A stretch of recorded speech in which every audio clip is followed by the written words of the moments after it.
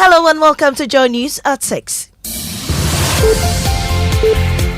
The news is live on Joy 99.7 FM and hits 103.9 FM in Accra. In Kumasi, we're on Love 99.5 FM and over 30 affiliates across Ghana's 16 regions, including ATL FM Cape Coast, Might FM Tamale, Bewa Radio Yendi, and Nkiligi FM Bole. Get radio, TV and online content on the myjoyonline.com interactive app for Android and iOS devices. Coming up, former EC boss Kwejo Farijan raises alarm over the alleged use of national security personnel in perpetration of electoral violence as it questions the collation of presidential election results through regional centers when it continues to spark confusion. But what is even worrying, the allegation of the involvement of national security personnel in election violence. I'm afraid this is very serious and foreboding for our democracy. We have details, plus he backs calls for the amendment of the Constitution, and he says some institutions are becoming structures of dubious integrity. Also in this bulletin, NCC lashes out at citizens for the rise in monetization of politics, saying politicians cannot be blamed entirely for vote buying. But today, as we speak, we also know that the citizens actively demand money to vote. That is the truth. So it is not just a politician's problem. Also in this bulletin, Ghana Journalists Association demands prosecution of NPP supporters who assaulted a Cape Coast-based reporter.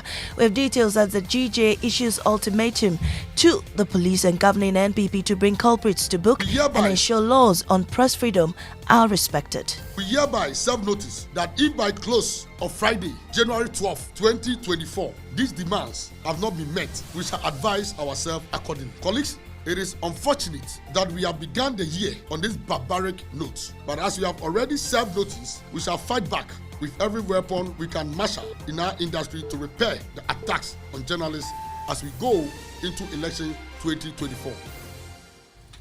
In business, government urged to implement a long-term plan for servicing its debt after its external debt has been restructured. We've got details on the Joy Business Report. And Musica is making a case for you to listen to jazz music. We'll tell you why. Music it's a difficult thing to push worldwide. But the thing is, once you are, very good in jazz, you can play anything else. These are more with me here, Mamiesi Nyamiche Thompson. This is Joy News, independent, fearless and credible journalism. Former chairman of Ghana's Electoral Commission, Dr. Kwejo Farijan, is raising alarm over the alleged use of national security personnel in orchestrating electoral violence. He's been speaking at a Constitutional Day lecture to mark 31 years of Ghana's Fourth Republic.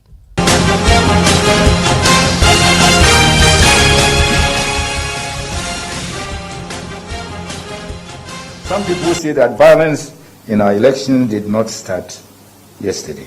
But instead of decreasing over the years, it appears to be increasing in both numbers and intensity. If our two major political parties are to be believed, they no longer have militia. If they are to be believed, allegation of the involvement of national security personnel in election violence. I'm afraid this is very serious and foreboding for our democracy.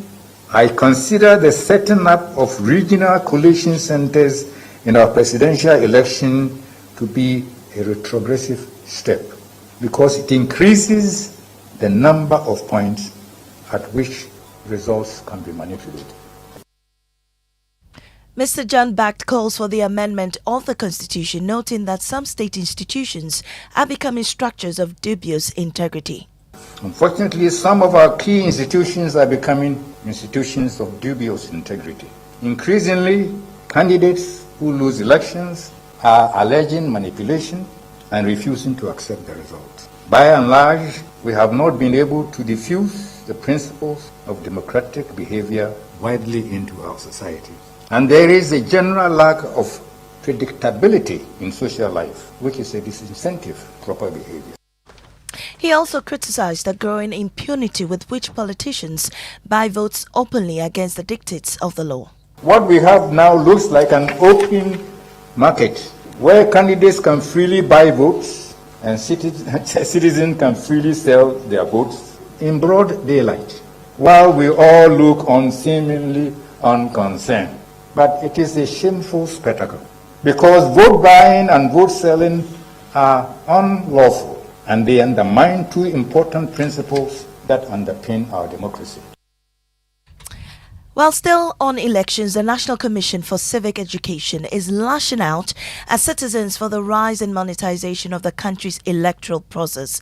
According to the chairman, politicians cannot be blamed entirely for the institutionalization of vote buying in the nation's body politic. Speaking at a ceremony to commemorate the Constitutional Day in Accra, Chairwoman Kathleen Addy called on Ghanaians to unite in the fight against the vote buying syndrome.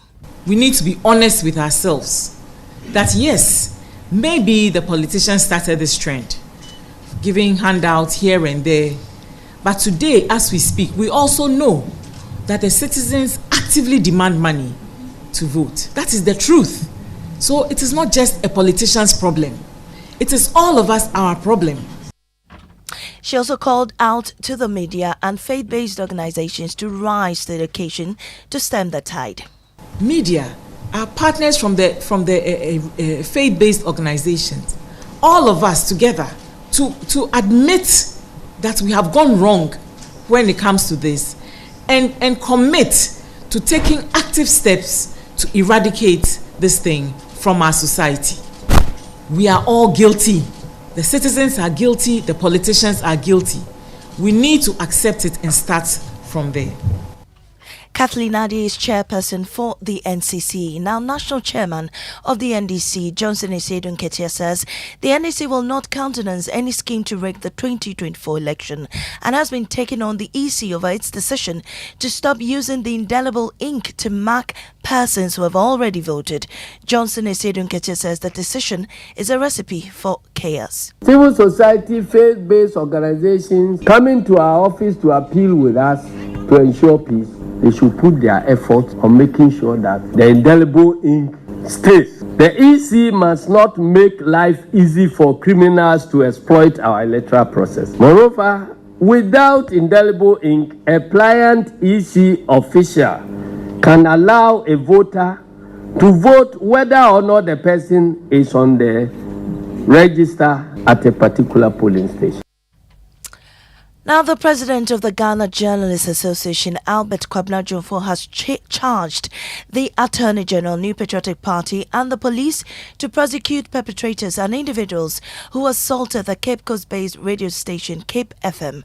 Speaking at a press briefing yesterday, he indicated that the interpretation of the laws governing press freedom are somewhat biased. He believes the appropriate authorities must ensure the right thing is done to ensure an incident-free election. We raise issues and exercise our displeasure on the use of two obnoxious laws which seems to criminalize free speech, which are merely defamatory and can be dealt with under the civil remedies. For the avoidance of doubt, we are referring to Section 76 of the Electronic Communications Act 2008, Act 775, and similarly Section 208 of the Criminal and Other Offences Act. We are therefore, by this pressure, calling on the government, especially the Attorney General and Minister of Justice, to take steps by initiating a process to repeal these obnoxious laws. Now to the OT region. Schools in Nkwanta are reopening today after weeks of closure. The OT Regional Education Directorate announced a reopening of all basic and second cycle institutions in the area. This comes after, tribal conflicts between some three tribes which clashed over disagreements in performing rituals for its 2023 annual Yam Festival. The clash claimed 13 lives and also left many injured. The situation forced parents to withdraw their wards, prompting the Regional Security Council to close down schools. But after a long closure, the Regional Education Directorate is working with the Regional Coordinating Council to ensure academic activities resume without any hindrance. My colleague Maxwell Akbaba has a statement from the Regional Directorate and tells us more.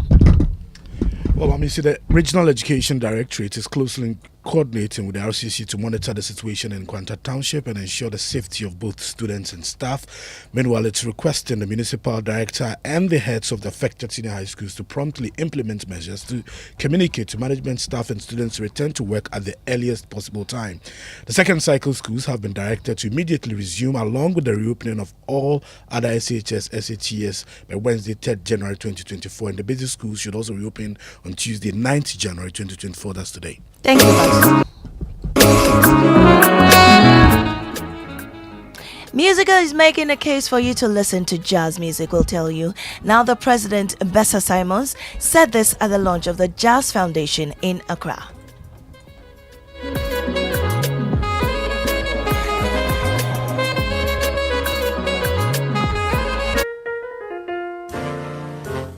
Having the International Jazz Day in Accra will be a massive boost for the music industry in Ghana. Not only the jazz musicians, but every musician will benefit. It's going to bring all the top jazz musicians to Ghana, and that is going to be great. So, my hope. And that's how we end the bulletin. In our top story, former EC boss Afarijan raises alarm over the alleged use of national security personnel in the perpetration of electoral violence as he questions the collation of presidential election results through regional centers. I am Amir Nyamiche Thompson. Business is next on the Super Morning Show. The boys are lined up looking for an opening. They are charging forward from our three. Kuku has his eye on the cashier, but Yo gets there first. He taps. And he scores! Win your ticket to glory with the ABSA Card Assist. Tap to pay with your ABSA debit or credit card, and you could win an unforgettable Premier League experience in the UK or any of over 50 consolation prizes such as home appliances and shopping vouchers. It's time to tap your way to the Premier League with your ABSA card. ABSA, the official banking partner of the Premier League. Terms and conditions apply. Are you looking for a university that will prepare you for the challenges of tomorrow? Look no further than Academic City University College. With a focus on innovation and experiential learning, you'll get hands-on experience in your field. Our world-class faculty will guide you every step of the way. And our collaborative approach to learning will prepare you for success in today's global economy. So if you are ready to make your mark on the world, Academic City University College is here to help you succeed. Apply now at our website www.act.edu.gh or call us on 059-403-0308. Academic City University College, educating future-ready leaders. No matter your water needs, Syntex has it all. Syntex tank was first to introduce double layer tank, and now you can have as many layers as you want. Syntex tank was first to introduce white inner layer tanks in Ghana, and now introduces the customer specs order, which will let you order any color and size you want. Syntex tanks gives you the biggest warranty of 7 years, which no other tank gives you. So whatever your water consumption, size of project or demand, choose Syntex tank. Syntex tank, stress-free. Syntex tank, reliable. Syntex tank, maximum guarantee. Call 0244 335 168, Kumasi 0505 555 666, or visit syntexgh.com. Syntex tank, a strong, a tough. You know, Papa, see that? And it's rickety car. Hey, Papa! Bobo, so how your engine now? It is half man, half amazing. Thanks to Quartz and you can feel better energy. Can't touch this. Actually, guys, so Sancho's engine just died like that. Yes, so somebody managed to convince him that there is a better engine oil than Quartz, and he switched. Sancho Panzapa. Now, which engine oil can be better than Quartz? No other, my guy. Quartz with its age-resistant technology, it keeps your engine younger for longer. Now you know. Have you guys seen the new bottle design? It's superb. Quartz 9000 from Total Energies there improves fuel efficiency. Why do you think Mr. Mane and Logoso have taken the Quartz Nation movement World Cup like that? Sorry. Chairman Omani. Chairman. Hey, Quartz. Keep your engine younger for longer.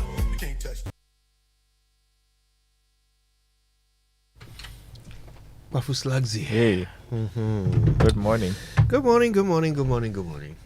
It's the 9th of January. It is. Now everybody is back at work. The traffic is all back on the streets and kids are back in school. The holidays are over. Charlie, back to work. Yes. Anyway, as serious business is starting, we are also starting to count our coins, right? Mm-hmm. You know, when you are broke and you start looking in the back of the sofa to see if you find, coins. That's what we are doing. We want to check and see if we made any coins from the year of return. Beyond the return. Beyond the return, that's right. I mean, for the past 5 years, this thing has been a big magnet drawing people to Ghana. In fact, ISA did a report for the year 2022. They discovered that the visitors to Ghana on average spend about $2,700 per head. Wow. It's a lot of money. Yeah. It's a lot of money. In fact, did you know that, according to Statista.com, Ghana is making more money from tourism than Kenya? Wow. I couldn't believe it. We're making more than South Africa. You don't say.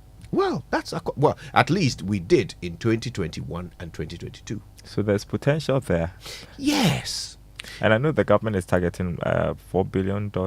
Yeah, we hit about 3.5 billion in 2021. We want to know how well we did, in subsequent years. But more importantly, what's the messaging? Mm-hmm. Like, how is Ghana being sold to the world?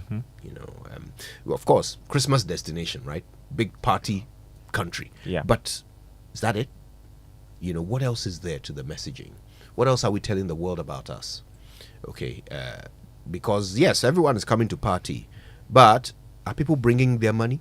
Are people comfortable to come and invest in Ghana? We're in an election year. It's not yet clear who's going to win the next election. Are people comfortable, bringing money to our country? Mm-hmm. How is the year of return or the beyond the return initiative? How is it gingering the economy? How well are we doing? I see potential in there. Yeah, absolutely. Yeah. And I certainly want us to explore it. So today, we're getting into that. First business day of the year for some people. I think we should do some good business on this day. Exactly. All right. Okay, so the 6 a.m. news was brought to us by Total Energies. Total, we go the extra mile for you. And Absa Bank Ghana Limited, helping you find a way to get things done. Time for the Joy Business Report, and that comes to you courtesy Glyco Life Travel Insurance. Glyco, we cushion you for life, and Africa World Airlines. Touching Africa, touching the world.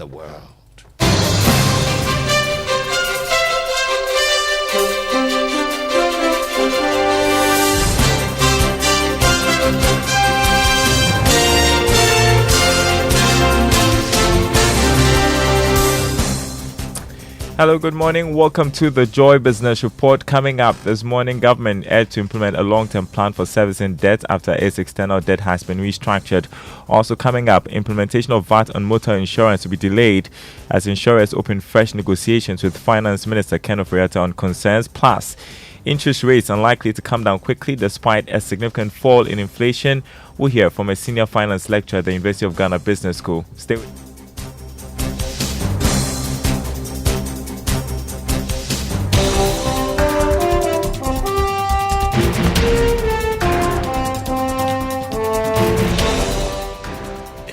Thanks for being with us, everyone. My name is Daryl Kwao. Hello to our friends listening from Kofu Radio and KTU Radio.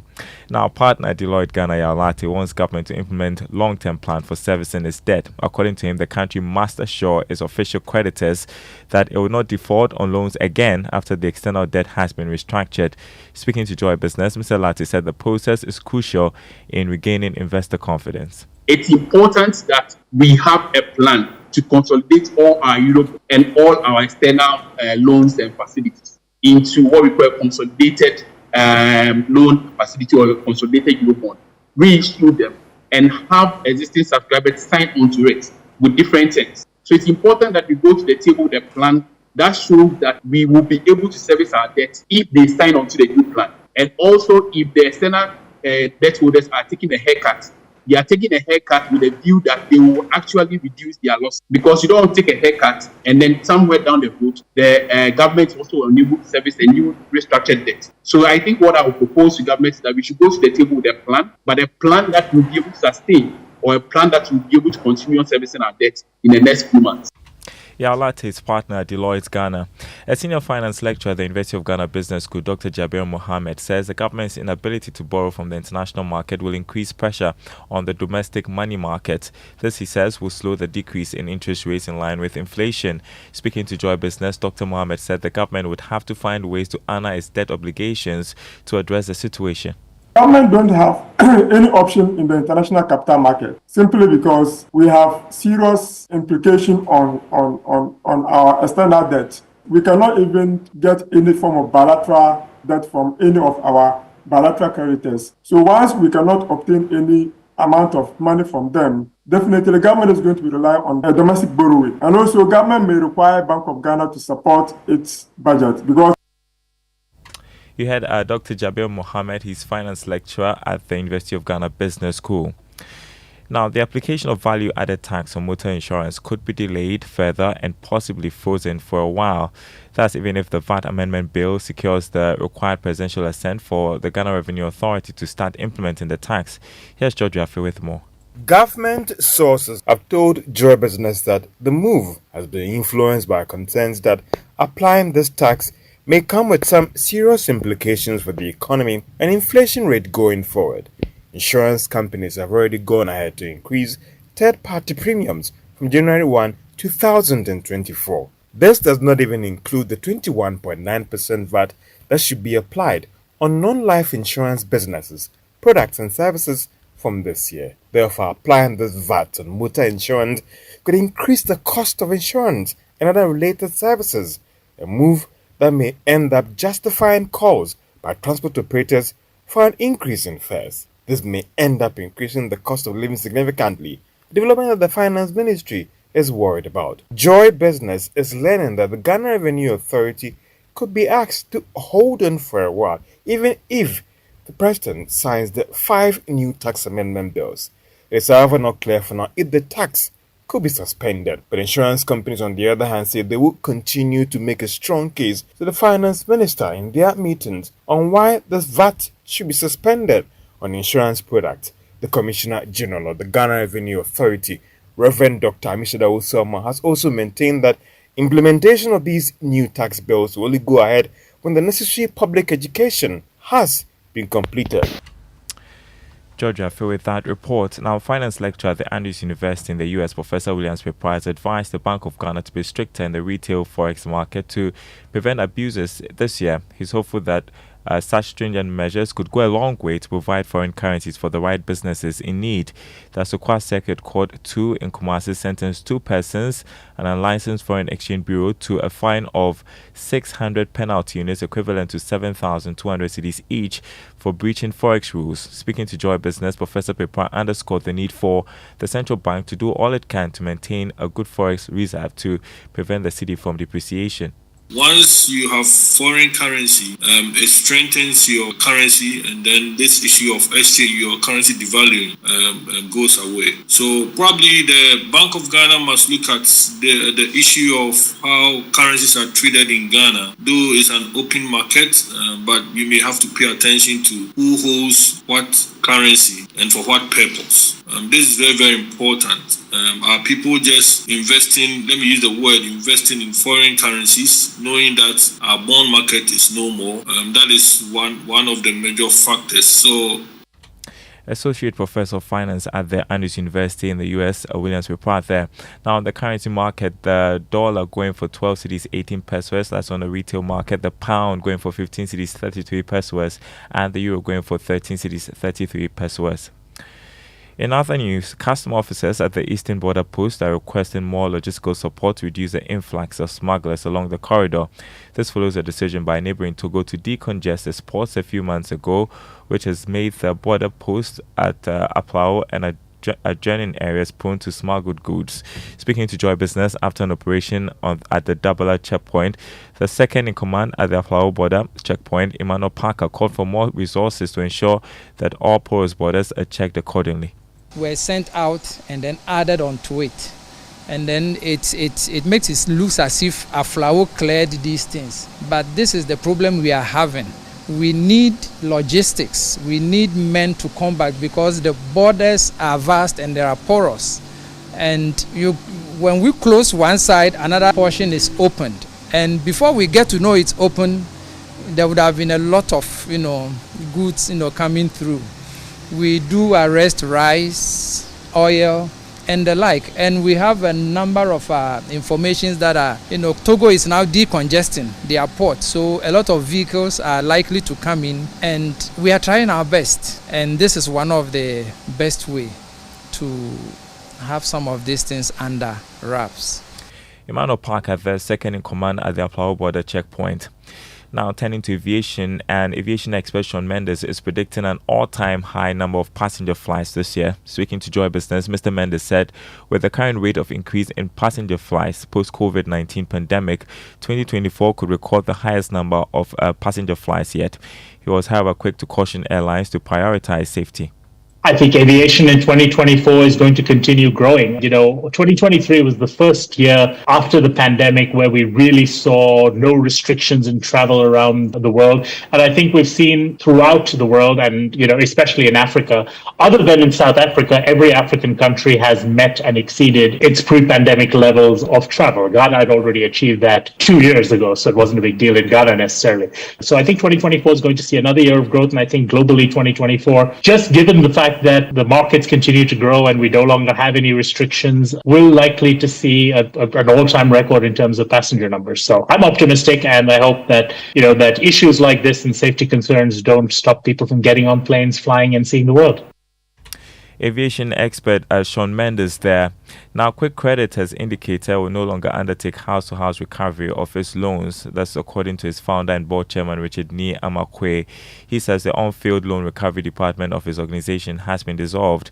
Mr. Kwe explained during Quick Credit's annual gathering at the conference center in Accra that the decision was made following feedback from stakeholders. Over the past year, we received numerous feedback from our customers, the general public, and our regulator on our activities on the field. These feedbacks are a reflection of the experiences and expectations of the people we serve. I am thrilled to announce that we have taken a decision to dissolve the house-to-house recovery department of the company and shall no longer be visiting clients for recovery ever again. Founder and board chairman of Quick Credit, Richard Ni Amakwe there. Next, let's turn to today's edition of Investor Eye.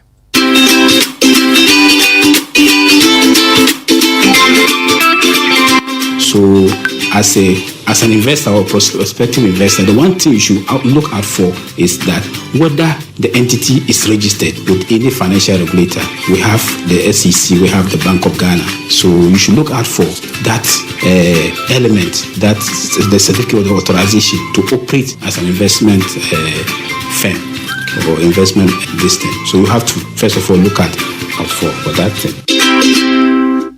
You heard Zakaria Aruna Baba, Senior Manager in charge of Risk Management Department at the Securities and Exchange Commission.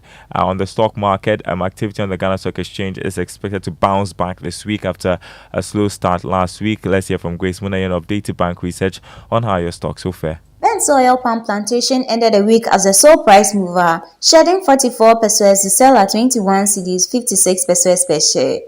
Accordingly, the Ghana Stock Exchange Composite Index declined 0.04% weekly to a year-to-date loss of 0.04%, while the Data Bank Stock Index shed 0.05% weekly to a year-to-date loss of 0.05%. Aggregate turnover totaled 8.2 million Ghana cedis after 5.8 million shares changed hands across 18 different counters. MTN Ghana dominated trading activity, accounting for 97% of the total turnover and 98% of the total volumes traded. This week, we anticipate a price decline in Gwel PLC due to excess supply of the company's shares on the market. For Joy Business Reports, Grace Munanyun of Data Bank Research. Thanks, Grace. On the commodity market, crude oil selling this morning at $76 a barrel. Gold gained more than $3 to open trading at $2,031 an ounce. Cocoa, however, lost more than $100 to open trading at $4,094 a ton. More news on our website, myjoyonline.com/business. The Super Morning Show, award-winning Super Morning Show, continues with Koji Jackson and the team. Stay tuned. Indeed. Let your tune be stayed here. Daniel Nete. Mm-hmm. The Daniel Nete we know. It's a good question because there is another one, isn't there? There's a Danny Nete. Okay, so Daniel Nete different and from then Daniel there's a Daniel Nete. Okay. Yes. This is Daniel. With his great praise medley. Nice. And that's our inspirational song, brought to us by Duraplast Ghana Limited, producers of quality PVC and HDPE pipes and water tank. The only water storage tank with a level indicator. Where Duraplast goes, water flows. And by the way, look out for Say It Right today. Yes. I'll be listening. We settle a long-standing debate in the English language. Alrighty. Okay then, Daniel Neti. Sure. Great praise medley.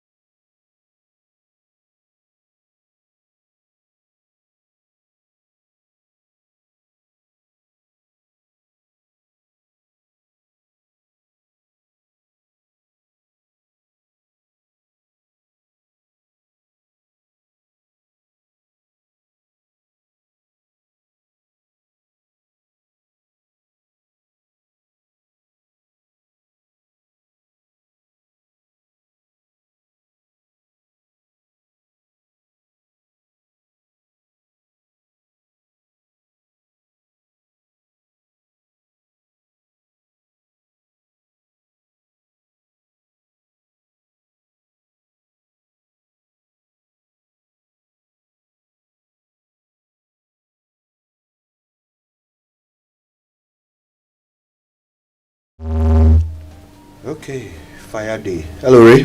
Hello, how you doing? Not bad, not bad, not bad. I see you have made some undemocratic choices, thankfully. So you are looking very nice. When the dictator dresses you, I mean, have you heard your man? The results are always good. First of all, I do not know what choices he considers as undemocratic. If they were made for you. And choice made for you does not necessarily mean that is undemocratic. Are you talking about the American and electoral college system? Your reference to dictatorship at home. I'm sorry, but that is accurate. All right, let's move on. Very, very inaccurate. Oh, really? Yes. You'll be there. You run your house by a democracy. Well, okay. Years ago, I met. How many years ago? Well, that should be about almost 4 decades before the industrial. No, I mean that's about 8 years ago. I met Geraldo Alfonso. I think he's a South African radio executive. He said, "You can ask me every question about radio and television, but if you are intending to ask me a question about marriage, let me answer you before you ask." They are always right. Thank you. That is not dictatorial. Yeah, of course. Anyway, let's get to our Drive Safe campaign. Brought to us by Joy News and the Multimedia Group and supported by Toyota Superior Quality.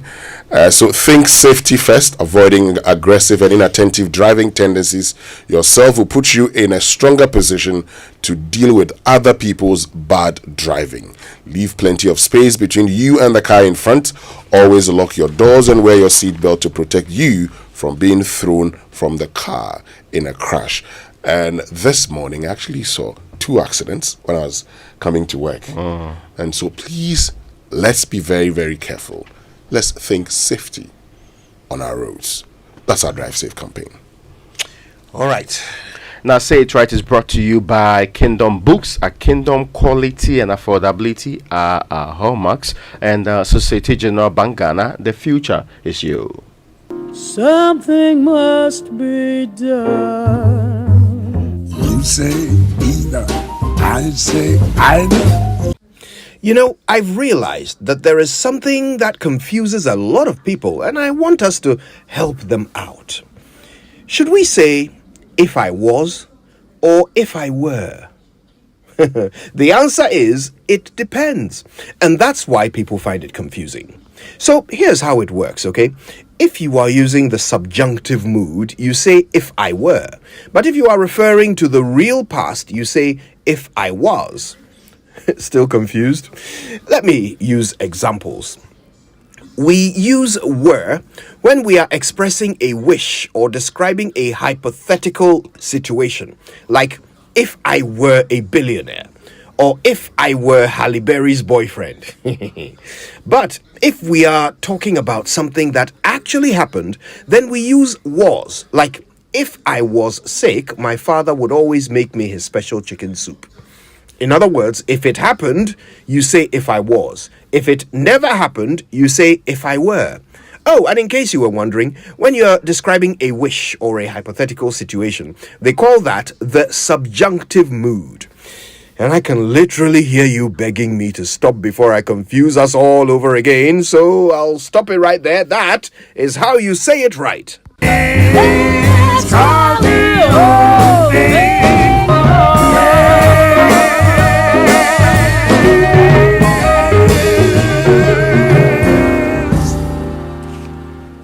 That offset me. Okay. So that's how to say it right. All right, time for the news review brought to us by Syntex Tank, a strong, a tough. My Way, a simple life insurance by My Life and MTN Momo. Dial star 165 hash on MTN to join My Way today. And Royal Cozy Hills Hotel, Jarapa, Dubai, your ultimate destination for luxury and adventure. It's our first day with newspapers this year, isn't it? Yes. We're now getting into the beginning of the year, but I'm sure by next week, a lot of companies would have resumed. I know some companies that are resuming on the 16th of January, but of course, yes. But as for the state agencies, they ministries, understand holidays. They have actually started work. They understand holidays. Yes. Okay, well, that's there. Yes, they understand holidays. It is a sensible system that others will do well to learn. No, the state is working. It's good. Even though they pretend to work, we pretend to pay them. But let's go to the daily guide for this morning. Those are not my words. Those are the words of former President J. Yes. So I'm just reiterating what he said years ago. But the Daily Guide says, I'm the maxed man. Cheddar Reviews. I mean, we talked about this yesterday. So Nana Kwame Bediako, and the moment he declared that he was the maxed man, you've seen billboards of him, being there. He says he's our salvation. He's not our savior, he's our salvation. What's the difference? Well, when we get to the ballot, when we get to the polls, we'll know. But is he putting himself up for any polls? Oh, yes. Did he say that he's going to run for office? Oh, you've not seen that? I haven't seen that he says he's running for office. Okay, you see the billboards. I think I can actually, let me see. I've seen a billboard. I want to quote verbatim, okay, so that it's not like I am just saying things that are not true. But let me just get you this one. You see that this man, okay, so Nana, the new force, Nana Kwame Bediako for president. Oh, really? Oh, okay. Yes. That's not all. There are other ones. Yes. President of Africa. There is no election like that. 2024 election must be free, fair. That's according to Nana Akufo-Addo. And Baumia opens now Sheriga Sports Complex. And further for IGP Dampare, there's some commendation for him. And GIFEC makes digitization strides. Back page, Baumia opens Sheriga Sports Complex. So that's in Nalerugu. The vice president commissioned the Sheriga Sports Complex at Nalerugu in the northeast region. And it was built as a personal promise fulfilled by the vice president to the youth of Nalerugu and its environs. Kudos boost for Black Stars.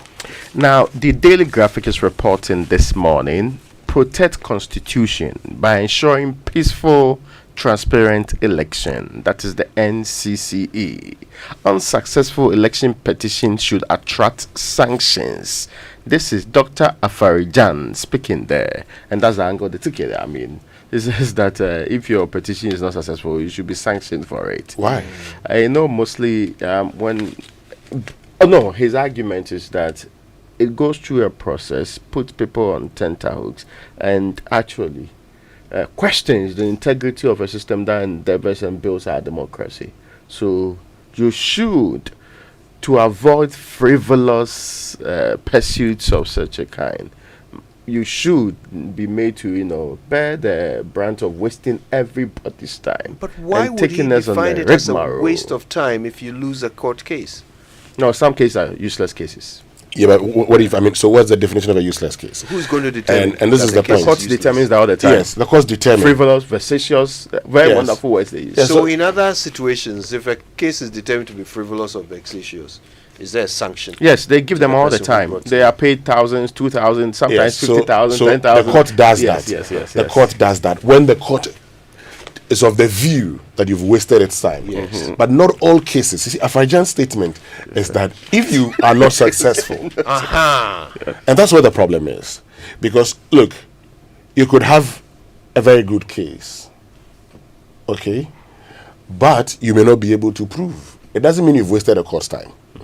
Yeah, the court will determine whether you have wasted time. There are some instances also that you go, and to be very honest with you, some of the election petitions we've had in this country was a waste of our time.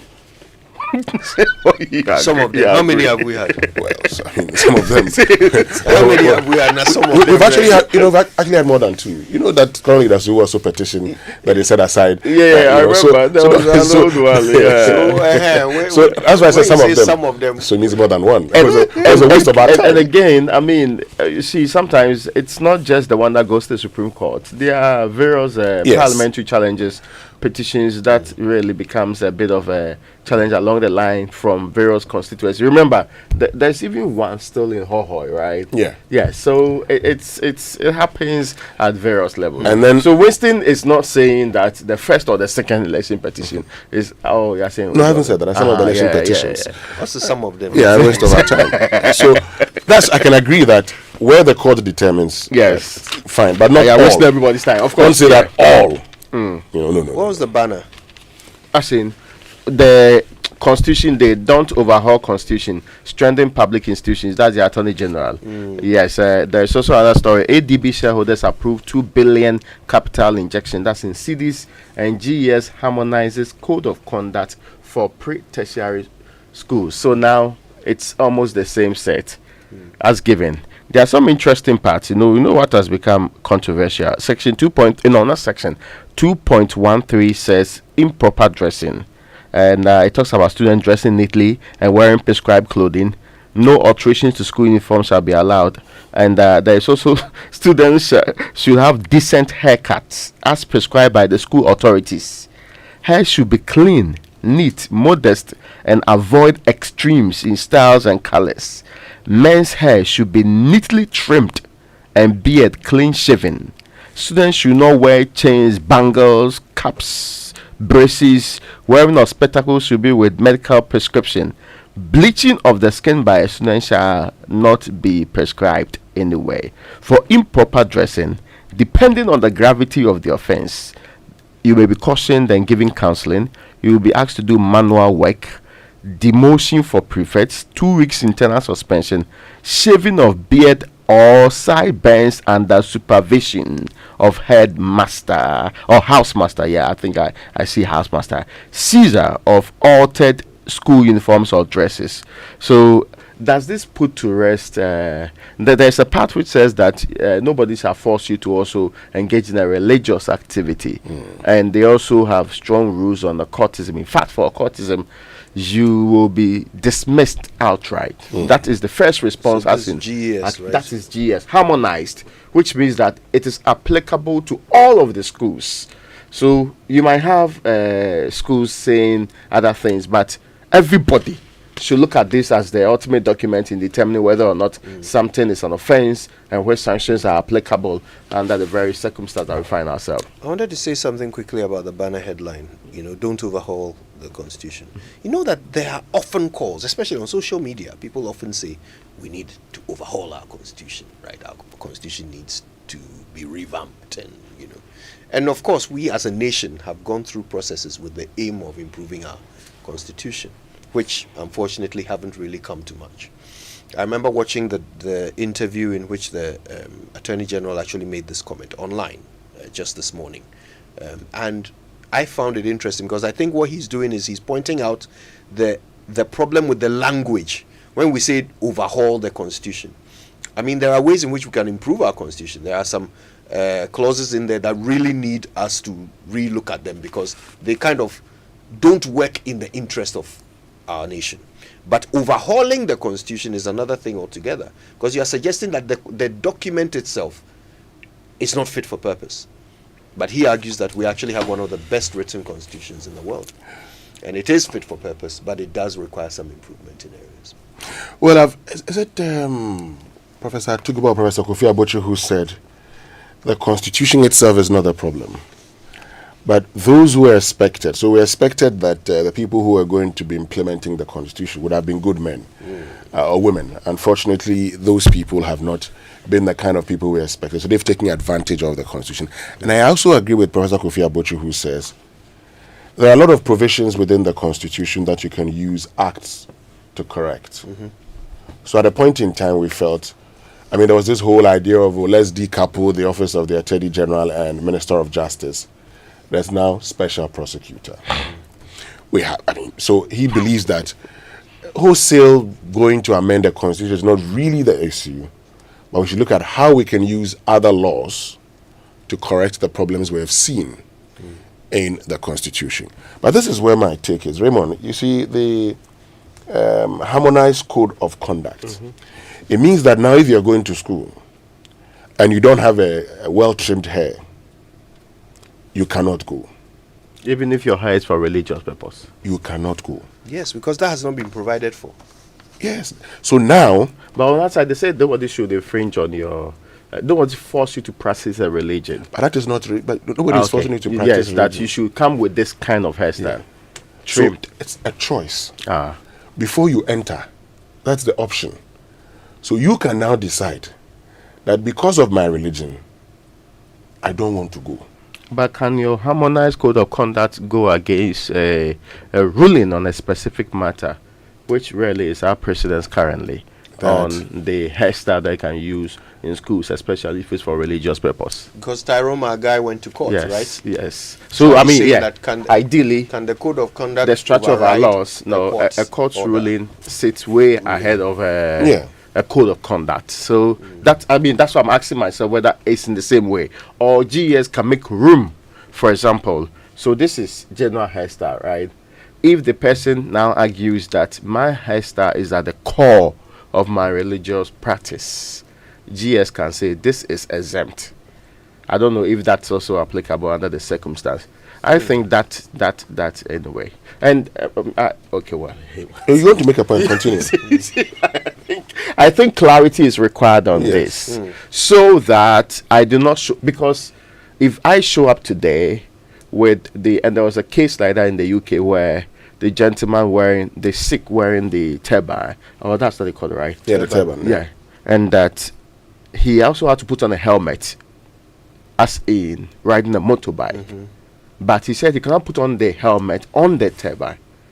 And that case went through a lot. It reached the Supreme Court because, as in protecting the person, as against the person's religious rights, which one should hold sway under the various circumstances. There are other interesting developments, like the Sabina Begum case, which a bit like really those people whose religion precludes blood transfusion. Yes. Let's do this quickly. The Economic Times banks to unlock credit to private sector. Local rice farmers record low patronage and Mahama to restore Ghana's economy. Let's go online and see the stories making news. And online review is brought to us by Zenith Bank in your best interest and Goyle Good Energy. Now, what do you do when you run out of fuel in your vehicle? Do you just stop up anywhere? Don't do that. Let's introduce you to the Good Energy family and why you must be part of it. Gold Super XP Ron 95 and Diesel XP are the very best quality fuels with high performance in time for your vehicle. Gold Super XP Ron 95 is a high grade fuel sold at same price as normal fuel, and Gold Diesel XP is low in sulfur, making it an eco-friendly option for your vehicle with over 440 stations across the nation. Join the family that rewards you with quality for an energized driving experience. Goal Good Energy, Goal Jena Yadim. All right, some of Ghana's key institutions becoming institutions of dubious integrity. That's Farijan again on my journal line. He also says Ghana has become poorer because of corruption. I think he's on his own personal state, the obvious athon. Wish him luck there. Time for the BBC News, brought to us by Fidelity Bank, believe with us, and Old Mutual, 10 years of greatness in Ghana, here for a lifetime. Want to feel energized for more? Fuel up with Super XP Ron 95 and Diesel XP high performance products from Goyle. Our high grade fuel comes at no extra cost but with more power. And our Diesel XP, it's low in sulfur, making it an eco-friendly option for your vehicle. Experience high performance and quality with our products. Available everywhere. Choose Super XP Ron 95 and Diesel XP for an energizing driving experience. Good Energy. My way insurance, send my way. Hi, my name is Nanama McBrown, and I want to encourage you to dial *165# on MTN to join the My Way family. My Way provides you and a selected family member a cover against death. As a policyholder, you will also have a cover against total permanent disability and hospitalization should you be hospitalized for more than 2 nights. Dial *165# and join the family. Sanya My Way. No way. My Way is a product of My Life and MTN Momo. Terms and conditions apply. For decades, we have helped businesses connect with their trade partners all over the globe. From Ghana to Burkina Faso, Côte d'Ivoire, Benin, Togo, Senegal, China, Morocco, France, Netherlands, and many other countries. We have made it possible to bring Ghana to the world. We have brought small and medium businesses closer to their customers across the regions in Ghana with our SME support facilities. We have brought relief and smiles to the faces of families with our employee personal loans. With our cutting-edge technology and digital support, we take the burden of complex thinking off you, making life simple. That is who we are, as close as a partner. Bank of Africa. We are indeed the African bank with the global reach.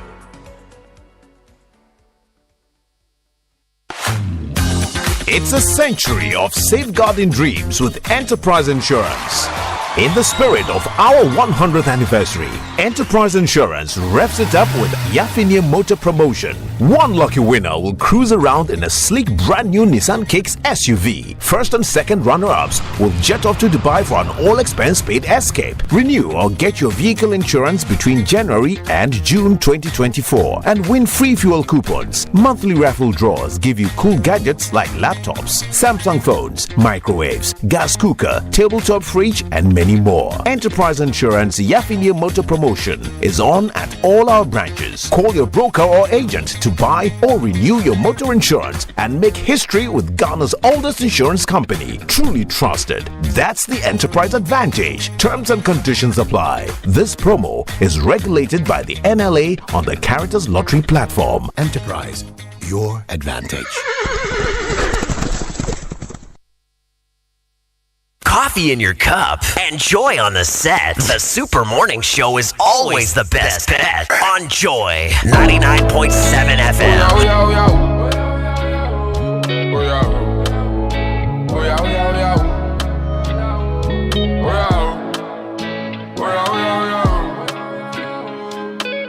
Coffee in your cup and joy on the set. The Super Morning Show is always the best bet on Joy 99.7 FM. Coco, I never listen.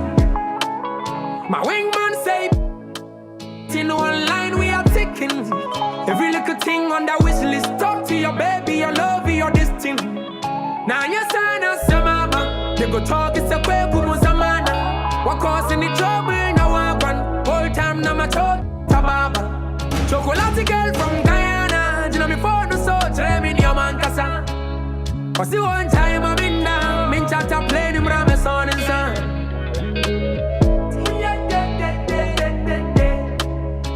Whip one, whip two, rip two.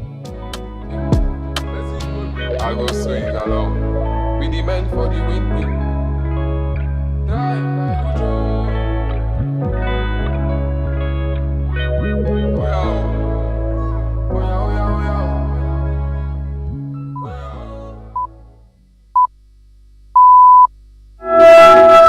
Hello, you're with Newsday on the BBC World Service with Davina Gupta and Rob Young. Coming up, the US Secretary of State Antony Blinken is meeting Israeli leaders today as Washington tries to prevent the Gaza conflict from growing into a regional war. What is life like in Gaza itself? We'll speak to the charity Save the Children aid worker.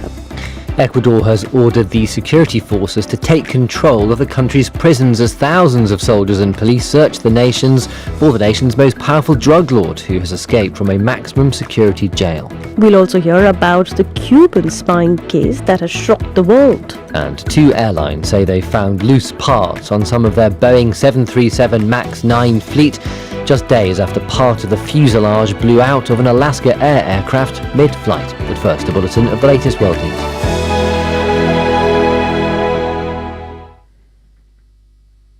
This is Danielle Yarowiecka with the BBC News. Hello.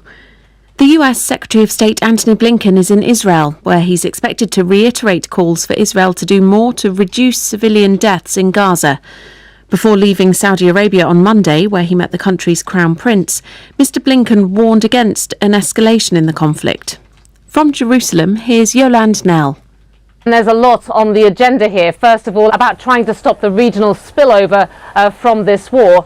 Then there's also been this consistent demand for weeks now from Washington that Israel should lower the intensity of its fighting in Gaza so that we see fewer civilians being killed. Now, the Israeli military has indicated in the past day that it is shifting to a lower intensity of warfare where there will be fewer of its troops deep in the heart of Gaza, also fewer airstrikes. But in the past day, there have been those airstrikes continuing, particularly in the centre and in the south of the Gaza Strip, with dozens of Palestinians killed as a result.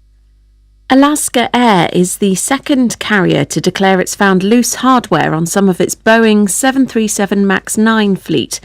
Earlier, another company, United Airlines, said it had found multiple loose bolts on door plugs during inspections of planes of the same make. Cuba has announced a 5-fold increase in fuel prices, which is part of efforts to cut subsidies and reduce public spending. Cuba is going through a serious energy crisis. Leonardo Rocha has more. The Finance Minister Vladimir Regueiro said the measures were necessary to prevent shortages. Cuba's communist government also announced it will open 29 petrol stations that will only accept payments in US dollars. The country relies on important fuel not only for transport but also to keep its antiquated power stations running. But it doesn't have enough foreign reserves to buy all the diesel and petrol it needs. As a result, Cubans have become used to scheduled power cuts that can extend for up to 7 hours a day. The majority Serb region of Bosnia is marking a holiday that's been declared unconstitutional by the country's highest court. Here's our Balkans correspondent Guy Delorny. In 1992, secessionists declared a breakaway Serb republic on the 9th of January. Non-Serbs view that as the start of a campaign of forced displacement, illegal detainment and murder. Relatives of victims of the Srebrenica massacre want the date to be declared a day of mourning rather than celebration. This year's events will include a parade, a concert and coordinated fireworks displays in Republika Srpska's main city Banja Luka and Serbia's capital Belgrade. They're likely to exacerbate the ongoing power struggle between Republika Srpska's President Milorad Dodik and the International High Representative Christian Schmidt. World news from the BBC. The presidential candidate for Taiwan's governing Democratic Progressive Party said on Tuesday that China's interference in this year's elections had been the most intense. Speaking at a pre-election news conference, William Lai, also known as Lai Ching-te, renewed his party's commitment to upholding democracy and peace, adding that stability in the Taiwan Strait is a global issue. The self-ruled island votes on Saturday for a new president and parliament, and William Lai is seen as the front-runner. Polls have opened in Bhutan in a general election that's expected to see voters focus on economic challenges and chronic youth unemployment. Correspondents say the vote will call into question the Himalayan kingdom's long-standing policy of putting people's happiness before profit and growth, which is enshrined in the constitution. Some voters are expected to have trekked for days to cast their ballots. The South Korean parliament has voted to ban the killing and selling of dogs for their meat in a move welcomed by animal rights groups. From Seoul, here's Jean Mackenzie. Dog meat is considered a delicacy among some older Koreans, but it's fallen out of favour with young people over the past few decades. Under this new law, those who farm, butcher and sell dogs to eat will face up to 3 years in prison, though it will not be illegal to consume the meat. Previous governments have tried to ban this, though the current president and first lady have made it a priority. The couple are known animal lovers and own 6 dogs. The ban will come into force in 2027, giving farmers and restaurateurs time to find new jobs. Australia is considering setting up a relief force to help the military cope with regular natural disasters. The plan was suggested by the Prime Minister Anthony Albanese as communities in the country's southeast were evacuated due to flooding. The floods come after Australia endured some of its worst bushfires in 2019 and 20. BBC News. Thank you, Daniel. The average for that human body news. mass should have at least 60% water for optimal performance in any physical or mental exercise. We can help you maintain it naturally. Hi, my name is Stephen Apia, the team coordinator of the Black Stars. I always like to keep hydrated naturally, every day, any day. S Natural Mineral Water does the trick. Manufactured with the primary aim of preserving nature's finest minerals necessary for a healthy mind and body. X Natural Mineral Water. Simply natural. For bulk purchase, call 0596 273 546 or 0596 273 547. This advertisement is vetted and approved by the FDA. Super Morning Show. Coffee in your cup and joy on the set. The Super Morning Show is always the best bet on Joy 99.7 FM. Yeah. I love this beat, man. Ciao, Coco. Look at me, Jordan, but you ask me. People know maybe not. Just the way the lights stick listen. And I was come and say, and I was saying, hey, send your tape, yeah, I'ma live my life. I said, I can't stop for nothing, I can't lie. It's bigger than me, it's larger than life. It's necessary that I keep it burning. Hey, yeah, we're young today. Little bitch, come kiss the ring. Misfit in the list begins. Can I live? Yeah. Hey, yo, Coco, I don't got no hooks for this shit, man. I'ma just let the beat ride. Let's feel it. And that shit right there. I'm in my own lane, so natural say no signs. I shouldn't need no applause for this, and the attention I don't like. You see, I'm just a simple man who fits the plan. I'm just saying, give a fuck if they love me or hate me. Still represent proudly and greatly. To be a god in the midst of man. I mean, if I can I live? Can I live?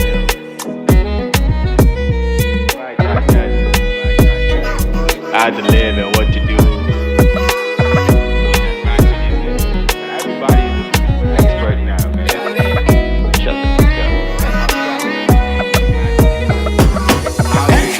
up. Real niggas, imagine that.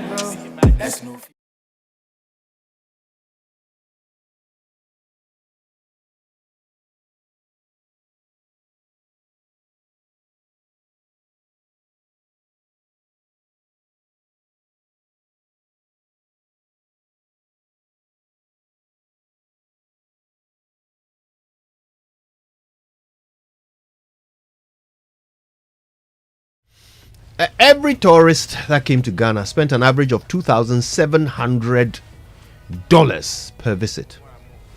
And that is what led to their declaration of a revenue of $2.5 billion US dollars in the tourism report, the annual tourism report in 2022. By the way, if that figure is accurate, it would make us the fourth country that makes the fourth highest amount from tourism in Africa, only behind Egypt, South Africa, and Tanzania. So yes, it will make us a bigger tourism nation than Kenya.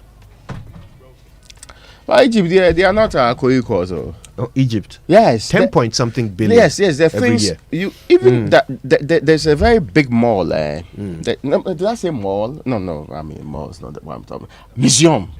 Western. That museum can take a whole week to explore sections. Is it with different units? They even have almost like a cold room kind of thing. Yeah. Where you go and you can trace old mummies and all of that. The section on Akhenaten alone, that one. Oh, come on. It's a huge one. Then when you go to Alexandria too, you go and see that the old library, that was one of the oldest in the world. And of course, they say Alexander the Great himself actually built the city, so he also built that particular library. Oh, come on. After Egypt, and you can see that they have deliberately decided to invest in it. One of the things that pained me was that I remember we were there in 2016. Not long after that, one of the Coptic churches, they say Jesus Christ was taken down there. They will show you some things and all of that. The place was bombed. Oh, no. Then it collapsed. I was so sad because it looked, you could see water seeping through, then go down there. You say Jesus Christ was hidden there when others wanted to attack him and all. They will tell you that story when you go there. But the place was destroyed subsequently. Did the government of Ghana donate any money towards rebuilding it? I know you want to do mischief You with this see, one, but I don't. it's I'm the just first asking. working day of the year. I'm just No, asking. but let the spirit impact your life. Let me say something. It's a fair question. You see, Didn't Raymond. we do that for France? No, Raymond, you've made a very important point. Yes. And, you know, a lot of the places we want to visit, we go there because of the stories we're told. Yes. So, for instance, when I went to Addis Ababa, then they were talking about the Ark of the Covenant being in, Ethiopia. Yeah. And I said, but I don't believe this. You don't believe it, yeah. You know, so I challenged them, and I know he actually responded to me very nicely. We're speaking English. Then he said, but if I want us to do that debate, let's do it in Amharic. That's the Ethiopian language. Yes. And since I couldn't speak that language, the debate ended there and there. You know, and they tell you different stories. They tell you stories, some of which, they tell you, they built a roofing with eggshells. Okay? And this is where Menelik was. This is they'll tell you very important stories. That's one of the things we lack here. But we've been trying to do something good. We started with a year of return. That was a fantastic program. Great initiative. Yeah. Then we went to the Beyond the Return. And as part of that, we have Experience Ghana, Destination Ghana. It's important. So, today Ghana has become the holiday destination. Once it's December, people are going to come into the country. Yeah. But it's important to ask very few questions. Beyond people coming in, how are we integrating? So I have seen my very good friend, my uncle, Anako Branketia, whenever he's had a Kundum festival, he's had African Americans coming into Ghana to Esikado and being renamed. I've seen people go to Keta and doing same. Is it just about, beyond the fun, beyond the party, people should also begin to see Ghana as their home. Yeah. Experiencing Ghana is not only a 1 month experience. It should be an annual experience. Yeah. So we've started on a good note. The parties are here. So the parties are in December. But the parties must not only end in December. Okay. No, of course, I get you. So that's where the stories come in. Yeah. That's where the story, and you're so right about that. That's really what hooks you. That's really what leads. That's what makes people get on planes to travel to Israel. Yeah. It's the story, right? That's what makes millions of people visit a castle in Transylvania. It's the story, right? But in Ghana, we've got all these stories. We've got all these amazing attractions. Are we harnessing them? We've succeeded with the party attraction. It's a big magnet. But then, what stories are we telling these people when they get here? I've lived in Ghana most of my life. If Purple, who works with Royal Cozy Hills, did not tell me the stories of those umbrella rocks and how people actually used it to make music, how they used it to actually fend off people who wanted to attack them and all of that.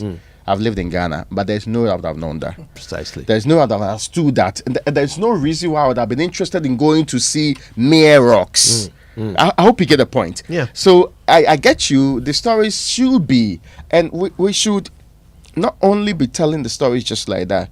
Our movie industries should take advantage of that. Then put it into forms that then will let people know, okay, I want to know this full story. I want to know where Confanoche conjured this to. So people can, wherever they are coming from, even if they have no business in staying here for the rest of their life, will come and see and learn things. Precisely. And because there's something with Egypt that makes you feel very African, they will tell you that this is indeed the cradle of civilization.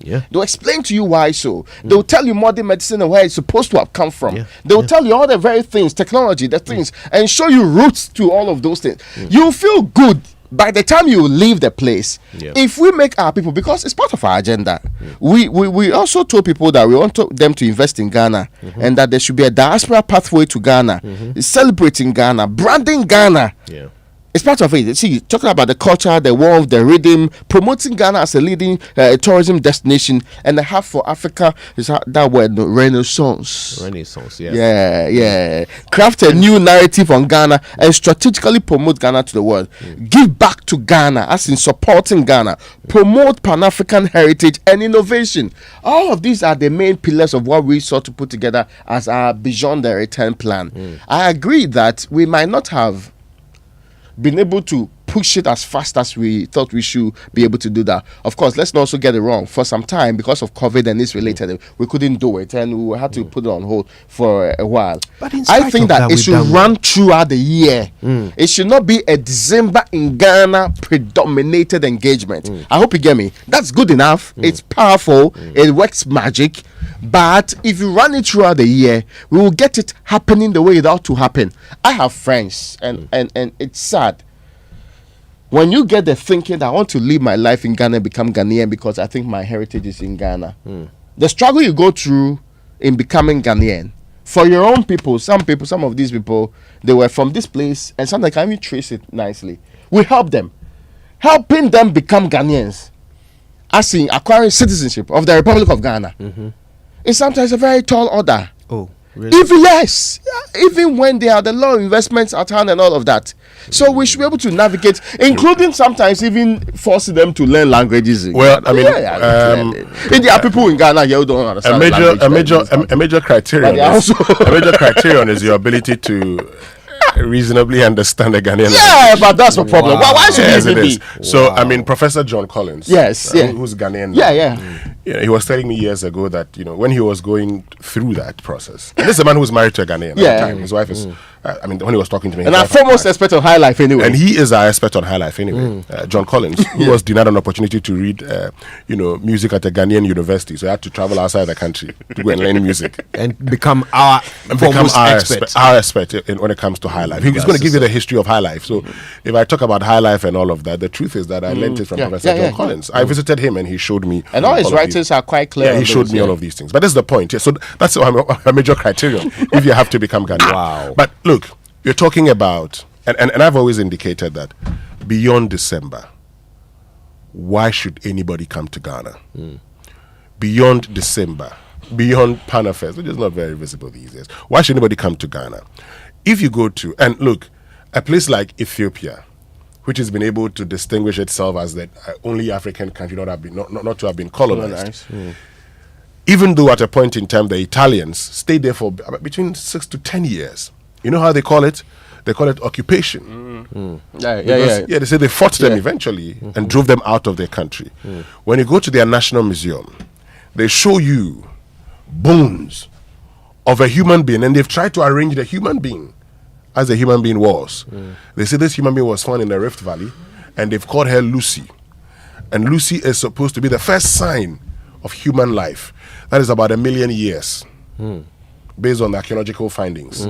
So they would arrange, they'd arrange Lucy. They would arrange other animals in the way they say, we found their bones. And you could actually even trace the some of the farming gadgets, farming machines, machinery, implements at the time. Right from the beginning of time in Ethiopia, they would show you, this is what we used to do. Every situation, they tell you a story. And the story is what convinces you that you should be back again. Okay? So it's important So you are convinced that if you have to do 4 destinations at a time, your first time you go to Ethiopia, so no, I didn't finish it. This one month, I have to go back. Yes, I have to go back the next time. So that you keep on spending, you keep on living, you keep on identifying. And guys, that's what we try to do with Joy Prime Explore here. Okay, the idea was to tell stories that people haven't heard. You talked about the example of the mushroom rock, which we would never have known. That's true, right? And that's what we want to do. We want to take the camera out there to tell people some stories that will blow your mind and make you come and visit Ghana. Because it's not enough to just come for a party. Parties don't evolve from year to year. You just come and listen to music and dance, and then people perform. That's it. Which is what everybody likes anyway. I mean, yeah, some of it. But if every time you come, they can take you some new place. They can take you to some new place to learn something new about being Ghanaian, about the Ghanaian story, about your story, because that's the idea. We're saying that this is the gateway to your return to your roots as a diasporan, right? So when you come, you will learn a new aspect of your story every time. If we can package it that way, then it becomes a continued engagement.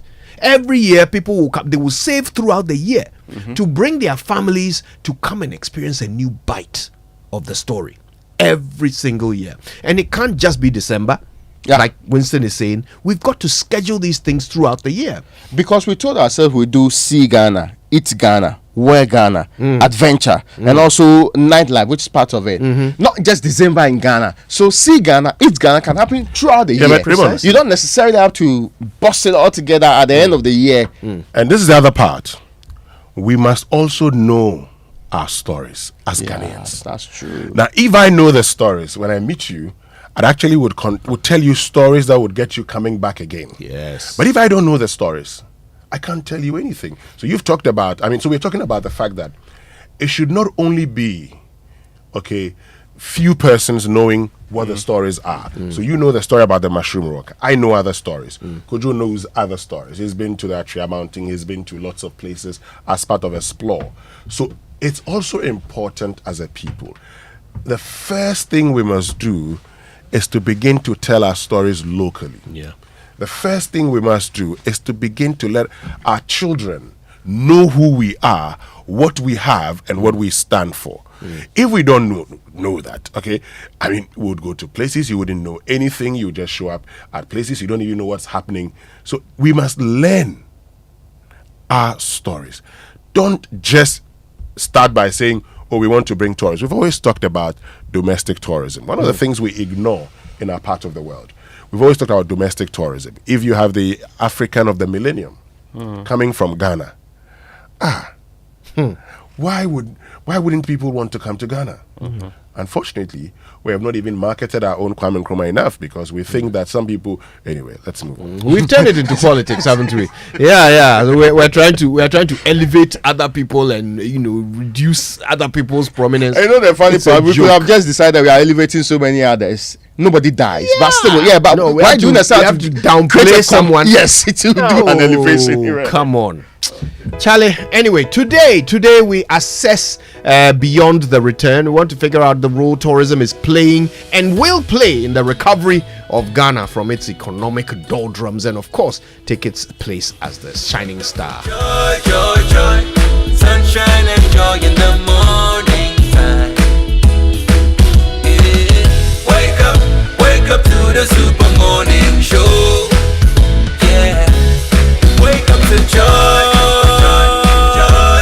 Joy in the morning. Yeah, if you're turning on your radio, go for some joy in the morning. On the super morning show. Welcome to the Joy Super Morning Show. And Yafini Enterprise Insurance, leader in general insurance since 1924, celebrates 100 years with the Yafini motor insurance promotion.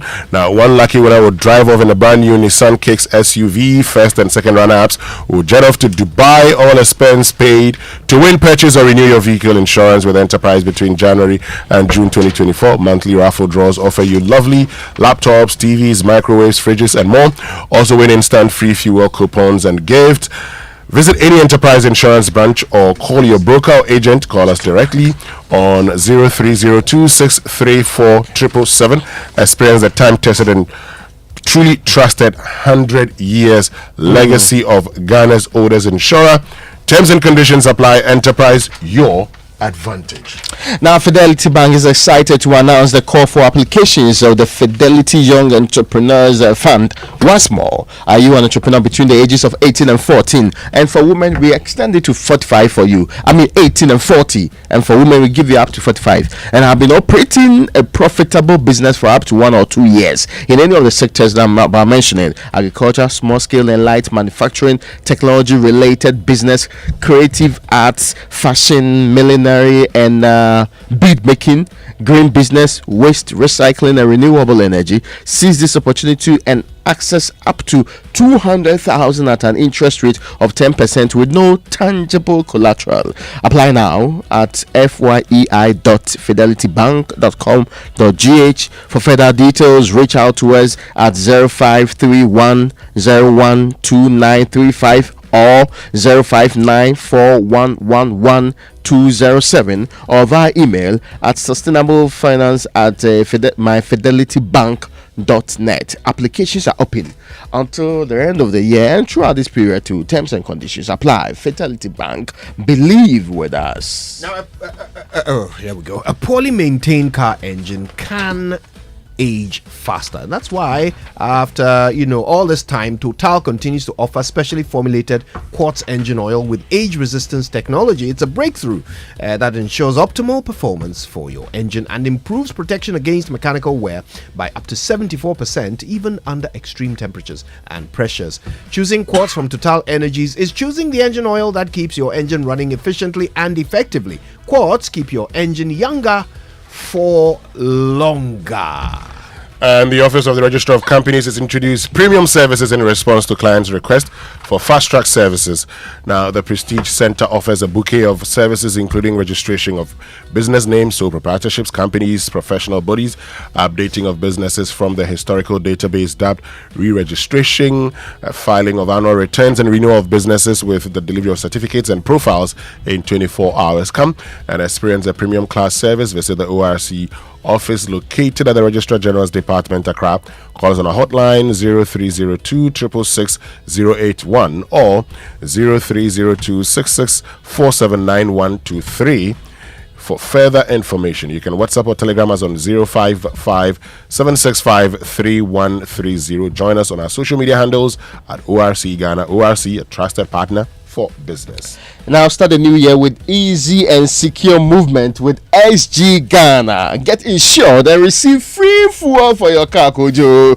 Now buy or renew your Sound Drive insurance with SG Ghana from now till the 31st day of March 2024 and get free fuel of up to 500 cedis for your trips. It's time to hit the road with reliable insurance and free fuel. Visit any SG Ghana branch today and get the cover you need for your car, plus free fuel to take you places. Terms and conditions apply.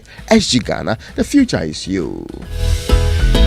All right, Kingdom Books and Stationery Limited, your number one supplier of quality office essentials, equipment, and furniture, all at great prices, is saying that you can now go to kingdomstoreonline.com and buy whatever you want without visiting any of their branches. You pay via Momo across all networks, and they will deliver to your home or office in very good time. Free delivery for Accra and Tema residents, and of course, terms and conditions apply. At Kingdom, quality and affordability are their hallmarks. Now, did you follow the Blasters and Namibia game yesterday? I did not.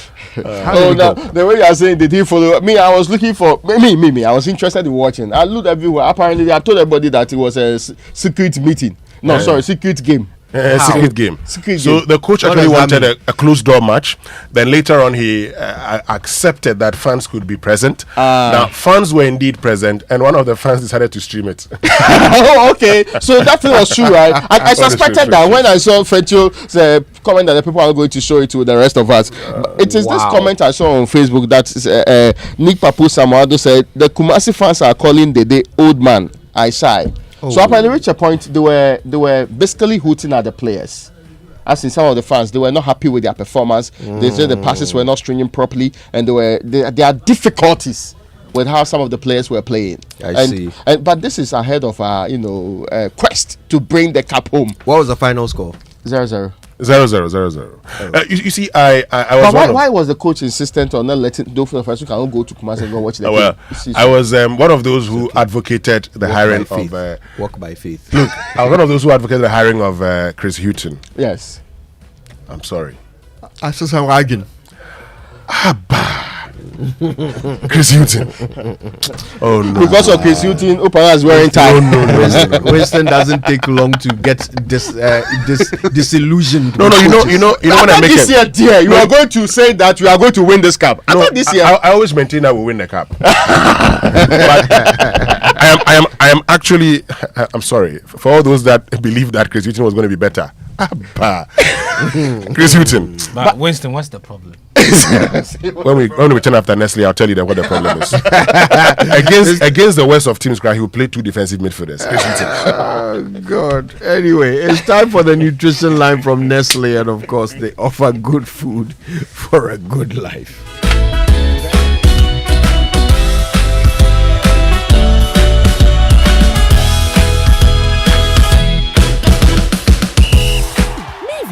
Your son, yeah, football star. When does he train? What time does he even wake up? Breakfast time. No, he wakes up earlier, but when I give him Milo with breakfast, that's when I see that the champion in him is awake. Don't just wake up your child, wake up the champion in him. Let Milo with Active Go and the natural goodness of malt, milk, and cocoa help wake up the champion in your child every day. Milo, energy to go further. Milo! This advert is FDA approved.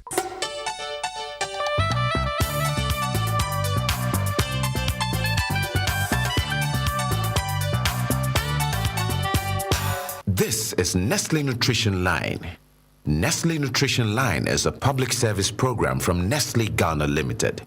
Nestle Nutrition Line offers tips on good food for a good life. Now to your presenter. Hello, good morning. How are you feeling? Having a beautiful year so far, I hope and pray. I'm Jackie Ankra, also known as Na Ajilisua. Welcome to Nestle Nutrition Line. Today we're discussing our last healthy eating resolution for 2023, which is to drink more water daily. Every single cell and organ in your body needs water to survive. Without enough water, you will quickly begin to see negative effects on your health. Water helps to regulate your body temperature, sweating being one way in which the body cools itself. It also lubricates all of your joints, allowing for painless movement, and minimizes constipation by softening your stool. Another key function of water is to help the kidneys remove waste as urine. When we eat, the food is digested into nutrients, and we need water to help transport these nutrients around the body. Water keeps tissues in our mouth, eyes, and nose moist. Some people are unable to naturally produce enough tears and must use artificial tears to keep their eyes moist in order to see properly. I hope you can now see the vital importance of water to health and daily living. Since you lose water through sweating, urinating, and breathing even, it is essential that you replace what is lost by drinking enough water. The common recommendation is to drink 8 glasses or 4 sachets or small bottles of clean water daily. If you are physically active, whether through exercise or work, you will need to drink even more water to ensure proper hydration. To motivate yourself to drink more water, you can set an alarm on your phone to remind you to drink throughout the day. This is all that time will allow for today, but if you do join in again on our next episode, we will bring you just that little bit more to aid you with healthy living. In the meantime, a phone call or two would be nice as we stand by waiting to further the conversations. You know we love it when you call, so do please reach out. 0302 517 020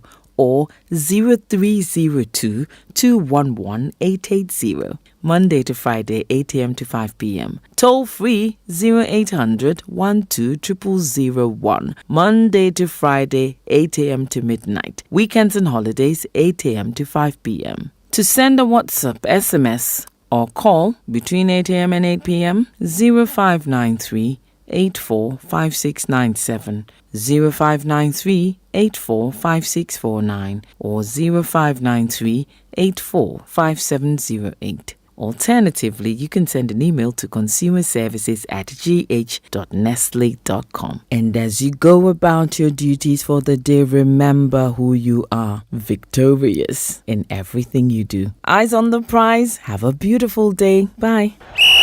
Mavis, it's your son. Yeah, football star. When does he train? What time does he even wake up? Breakfast time. No, he wakes up earlier, but when I give him Milo with breakfast, that's when I see that the champion in him is awake. Don't just wake up your child, wake up the champion in him. Let Milo with Active Go and the natural goodness of malt, milk, and cocoa help wake up the champion in your child every day. Milo, energy to go further. Milo! This advert is FDA approved. Wake up, have a great day, yeah. With nourishing cowbell premium milk and cowbell Vita-Rich. Nourishment for you. There's a cowbell milk for you, for you, for you. Cowbell Vita-Rich and cowbell premium. Introducing the new Cowbell Premium Milk, high in protein, and the new Cowbell Vita-Rich, enriched with vitamin B9, both so creamy. Now there's a cowbell for you. Cowbell, a creamy goodness. This advert is FDA approved. Have you ever thought of the one that makes you complete, an escape from the clutches of interest charges? With the Standard Chartered Visa debit and credit cards, payments are completed at the speed of light, intertwined with interest earning accounts. You also get unbelievable rewards every time you swipe. You have access to over 1,200 airport lounges worldwide, high credit limits of up to 100,000 Ghana cedis, and up to 50 days interest-free with our credit cards. You also get to enjoy full multi-trip travel insurance for 90 days. Fees discounted at your feet with our globally partnered merchant points. Bills are always settled, not battled. Get the Standard Chartered debit and credit card now. Call toll-free on 0800 740 100 or 0302 740 100 or reach us via email on feedback.ghana@sc.com. Standard Chartered, here for good. Hey, Ma, the way you're always getting alerts these days, I won't be surprised to hear that you have gotten a Momo for Business account by my next visitor. Oh, I'm already on Momo for Business, oh. Since when? Since. Now it's easy to apply for a merchant SIM. All you need is a registered MTN number, your business certificate, your Ghana card, and you are good to go. Sir, you think you are the only one who knows what's up, eh? Look, I just dialed *5051#, selected register and the region I was requesting the SIM from, and waited for my SMS with my reference number. You can even go online at momomerchantapplication.mtn.com.gh and complete the details for an even better experience. Hey, Grandma Momo. Sign up for Momo for Business the easy and simple way. Just visit momomerchantapplication.mtn.com.gh or dial *5051# and follow the prompts and be on your way to owning a Momo business account today for free. MTN.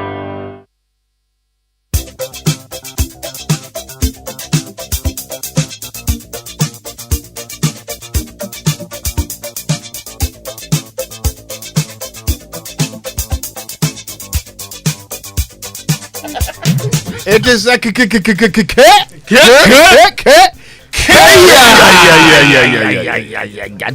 the birthday messages on the Super Morning Show are brought to you by MTN. Everywhere you go. Bank of Africa, the African bank with global reach. Bank of Africa, as strong as a group, as close as a partner. And Franco Trading Enterprise, still full Papa Pepe. So let me start with this one before I do the big one later on. This one says happy birthday to Nefi Mantia, also known as Antina of Kokobot. This is from your girls Kezia, Phoebe, and Tasha of Mary Mother of Good Counsel School, and also Festus Abuajeje of Presbyterian Boys Senior Secondary School, Legon. Today is your birthday from your father, Senior Warrant Officer Alex Eji of the Ghana Military Academy. And a happy birthday to Amma Ohinichum Adum Asumening of Absa Bank from your father, Lawyer Seth Adum Asumening, your mother, Mrs. Diana Adum Asumening, and the entire family. And since you mentioned Prosek, yesterday was the birthday of Kofi Enyinam Boatin. He's the Director of Strategic Services, Odadia Global, and also a former Vice President of Odadia Global in the very person of Ernest Owusu Afari. Okay. Yesterday was also his birthday too. And this one says a happy birthday to Antoinette Osman of West African Senior High School. And it's coming from the Ejekum Hines. But today is my younger brother's birthday. So, oh, wow. Yes. Dennis Kwame Namwa. Lovely. Happy birthday to you. The Dennis, lawyer. Dennis, yes, the lawyer. Yes. Lawyer Dennis, happy birthday to you. Ghanaians and titles. Yes. Lawyer Dennis. Lawyer Dennis. He's the lawyer. So, lawyer Mama V. Ancestor Winston. Happy birthday, Dennis Kwame Namwa, from all of us in the family, from your parents, siblings, and your children, we say, and your family, we say, God bless you. Today is the birthday of Princella Bedu, Nana Tamia, Inshira Era Ajwa, Piodam Adamba. That's a nice name. Fredia Ajiman Boating, Emmanuel Amponsa, Manuel Nana Kwejo, Augustina Mabna Akoto Dako, John Danful, Eno Japoma, and Jerry Tamaklo. Happy birthday to all of you. Okay, shall we get on with it? Yes. The Joy Sports Center is brought to you by MTN. Everywhere you go, Standard Chartered Bank, here for good. 1xBet. Join 1xBet African Legends on Facebook, 1xBet_Ghana. Discover remarkable African athlete stories and win exciting prizes using the hashtag 1xBetAfricanLegend. DSTV. It's your moment. And cowbell. Our creamy goodness. So, folks, you know that is that time of the year. We've all been excited. We've enjoyed the festive season. But you also do know that after everything, you look at it and say, Charlie, I need a bit of money. Okay. So let me tell you about the good news. A lot of money, not bitter. So it's time to get yourself the Standard Chartered Visa credit card. Now, you could get and spend up to 100,000 Ghana cedis free of charge with an offer to pay back in 50 days without paying any interest charges. 50 days. That's like 2 months. No interest charges. Yeah. That's a jolly good idea. And there's also the Standard Chartered debit card, which is your plug to hefty discounts. You could get up to 20% discount when you swipe at selected merchant points and partners. And let me not fail to add that while you enjoy all these, you could also win a trip to tour selected cities across Europe. So don't let money stop you from doing the lovely things you want to do. It's time to settle bills and not battle them. Let's make merry with Standard Chartered's Visa, debit, and credit cards. So this could be your best moment. So, Chairman, Boss Lady, wait no more. Call toll-free 0800 740 100 or 0302 740 100 or reach Standard Chartered via email on feedback.ghana@se.com. Standard Chartered, here for good. Let me pile on the good news. I mean, around this time, I know that you are looking forward to what MTN has in store for you. That's because it's the season of surprise on MTN when you get amazing Christmas and New Year gifts for talking, texting and browsing like you always do. This MTN season of surprise brings with its fun activities and giveaways such as smartphone, shopping vouchers, bonus data for mobile and fiber broadband customers, speed shopping on MTN Pulse, discounts when you buy smartphones, and many other gifts to spice up your festive season. For movie lovers, you also get loads of free movie mania tickets and special passes to the premiere of Aquaman, courtesy MTN Pulse. Keep an eye on our socials for all the juicy information because it's the Christmas that keeps giving. Only on MTN. Terms and conditions apply.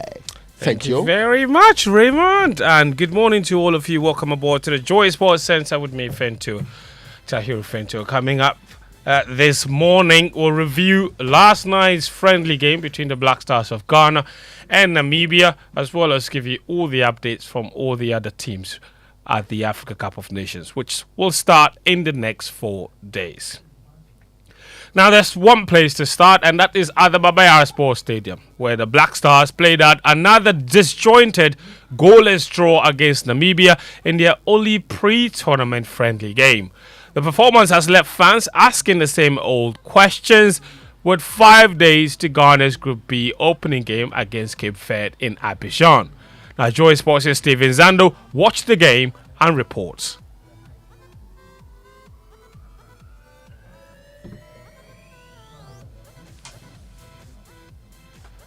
an uninspiring performance, especially in the first half against Namibia in a pre-AFCON friendly held at the Babayara Sports Stadium on Monday night.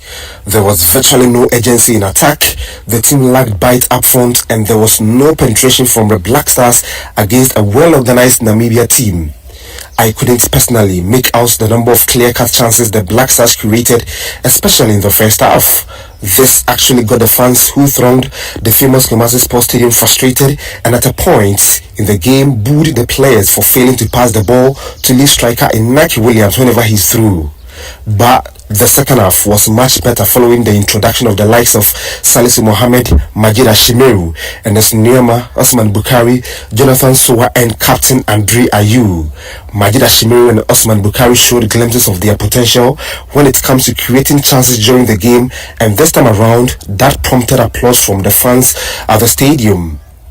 The Namibians, despite Ghana's massive improvement in the second half, held on to get a draw, and the stalemate was a concern for the Ghana fans as it marked the fifth time the team had failed to score under coach Chris Hughton. Some of the fans told me, if this is what the Stars are taking to Ivory Coast, then the chase for the Continental Trophy will continue after this year's edition. The Black Stars will train at the Babayara Sports Stadium later today before leaving tomorrow for Ivory Coast to begin their AFCON journey.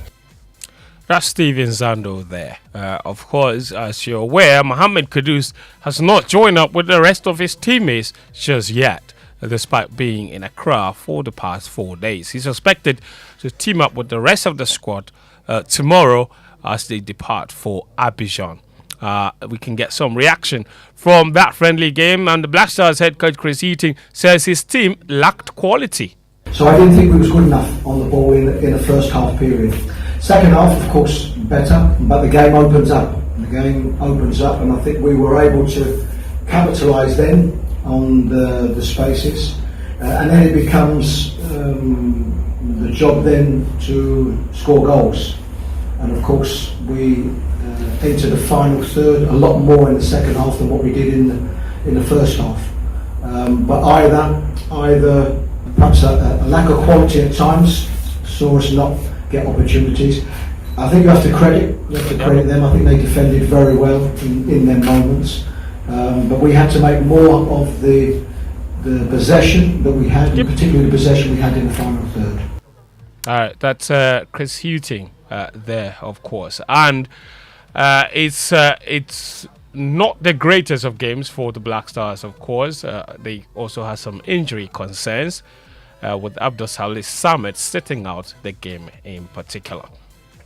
Now, elsewhere, despite Ghana's recent atrocious performances, the Namibia head coach Collins Benjamin, he said the four-time African champions are still favourites to win the AFCON.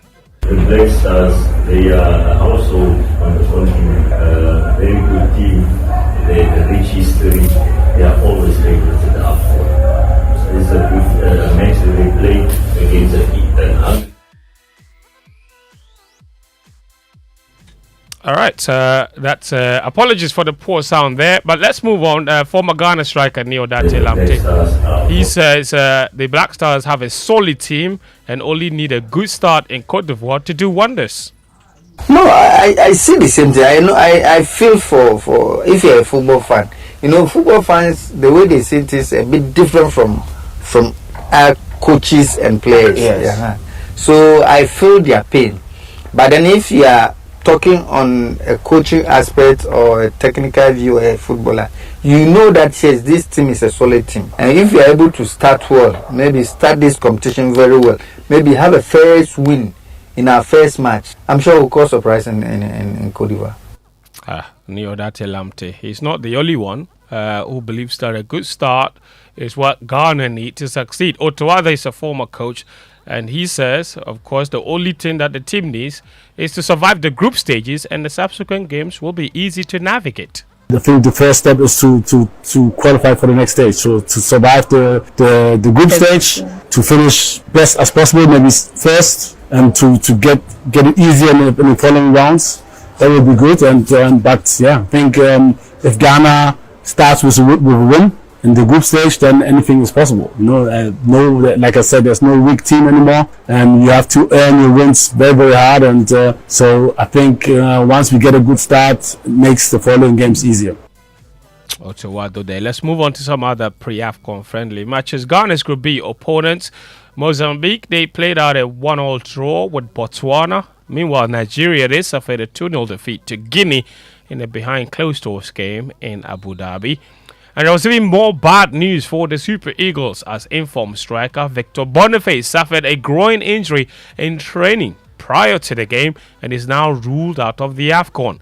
Here's Nigerian journalist Omar Akatugba talking about how the injury will affect the Super Eagles. The news coming out of the Super Eagles camp is that Bayer Leverkusen's Victor Boniface has been ruled out of the African Nations Cup. I say this with every ounce of sadness because this was one player a lot of us were looking up to. He will now leave the Super Eagles camp in Abu Dhabi and return to Germany, where he will continue his recuperation. We hear that he will be out for 6 weeks. Just for context, Victor Boniface scored 18 goals in 23 matches and recorded 8 assists for Bayer Leverkusen so far this season. That is the sort of player Nigeria would miss in Victor Boniface. But that's Omar Katuba there. In Boniface's place is knee striker Terem Murphy, who has been called up as a replacement. Elsewhere, defending champion Senegal, they scraped through with a 1-0 win over Niger.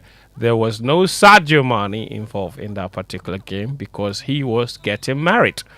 So congratulations to him.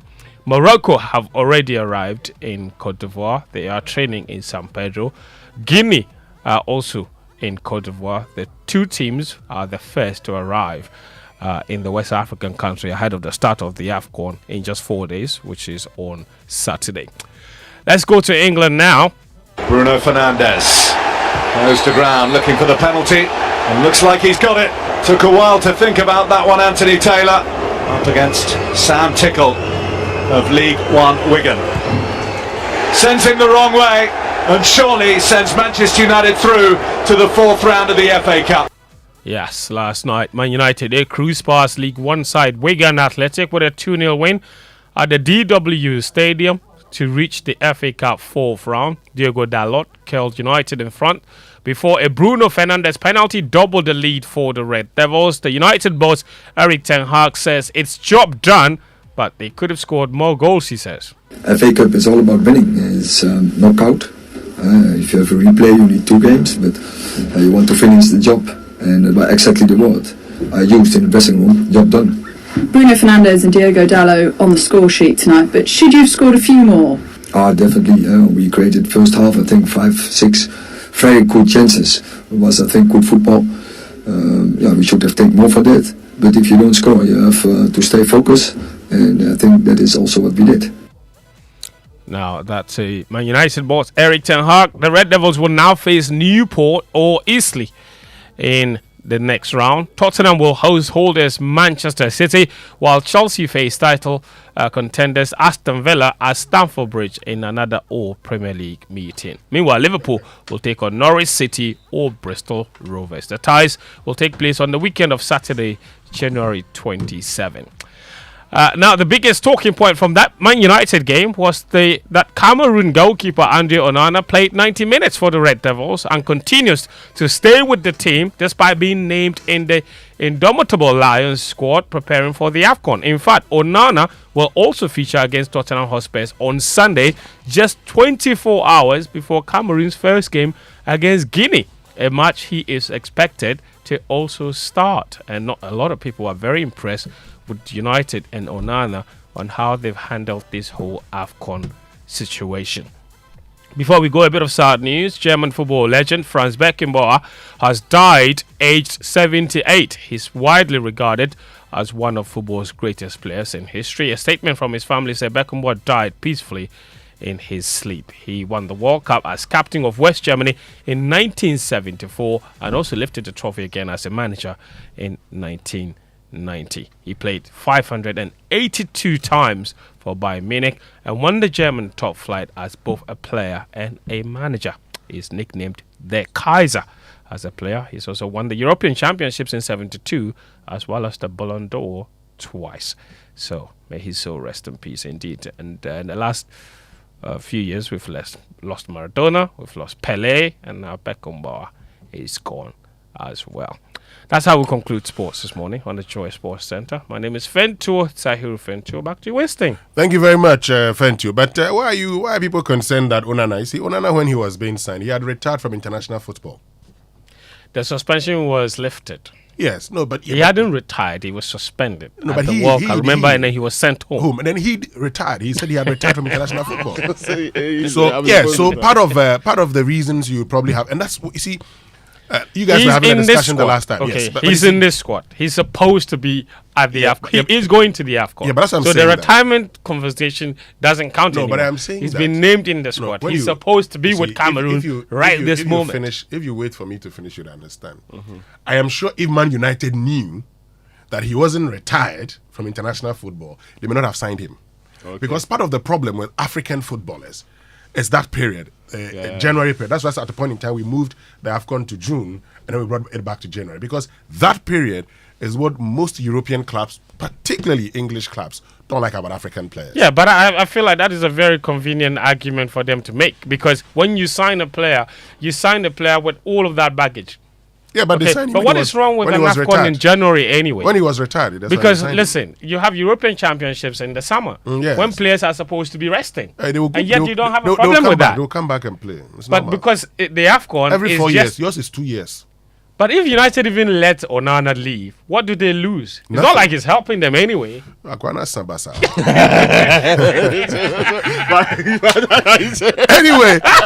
let's get interactive this morning here on the Super Morning Show. You can join us with your thoughts on X. We're talking about tourism. We've also, I don't know whether you managed to watch the Black Stars play, even though the idea was to have.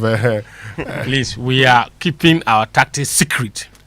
Which tactics? The tactics Chris is deploying. That's why it was the secret game. Hold on. Let me tell you about the social media message. Don't go yet, I'm coming. Brought to us by EcoBank, the Pan-African Bank. And number 10 liver salt, a refreshing relief. So every day people face different emergencies, police emergency, fire emergency, medical emergency, you name them. But many Ghanaians don't know the emergency numbers. Well, here's one you would want to remember, *770#. Yes, *770# is the new EcoBank money emergency number, and it gives you instant access to loans, fund transfers, utility payment, airtime, data purchases, and so much more even without data. So there's no need to panic when you find yourself in any money emergency. EcoBank will always come to your rescue. Dial *770# now for solutions to your money emergencies. EcoBank, the Pan-African Bank. Now make the point. You said I'm saying Chris Hughton said during his squad announcement that he wanted privacy. He said they wanted privacy. That's why they wanted to go to South Africa, so that they can hide from people and hide their tactics. Okay, we are fond of doing this. In fact, in the build up to our World Cup playoff match against Nigeria, we didn't even release the squad. Okay, we were training. Remember the whole hullabaloo about the squad not being released? We said we were hiding our players from the opposition. And it worked. Did it not work? We qualified for the World Cup. The strategy worked completely. I agree with you. Then we went to Abu Dhabi, and we said the same thing, that we were training behind closed doors, and that we were hiding our tactics from the opposition ahead of the AFCON. We went to the AFCON, we got kicked out in the group stages. We didn't even win a single game. So what is your point? My point is that the coach because says, you are presented for and against. So what is your point? So my point is that, let me take, maybe you are not catching the sarcasm, are you? The point is that closed doors. It doesn't work. Easy. No, but particularly on yesterday's situation, for example. Okay, listen. The game wasn't behind closed doors.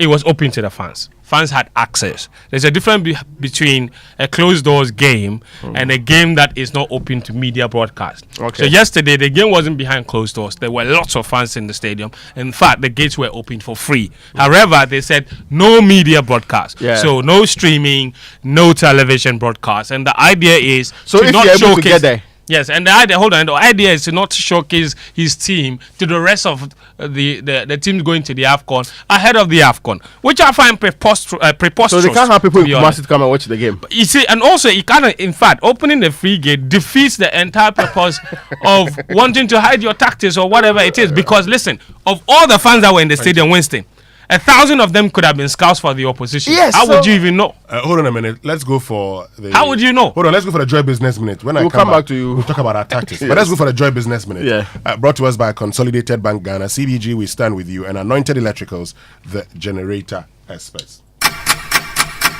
Hello, welcome to the Joy Business Minute, brought to you by Consolidated Bank Ghana. We stand with you, and Anointed Electricals, the generator experts.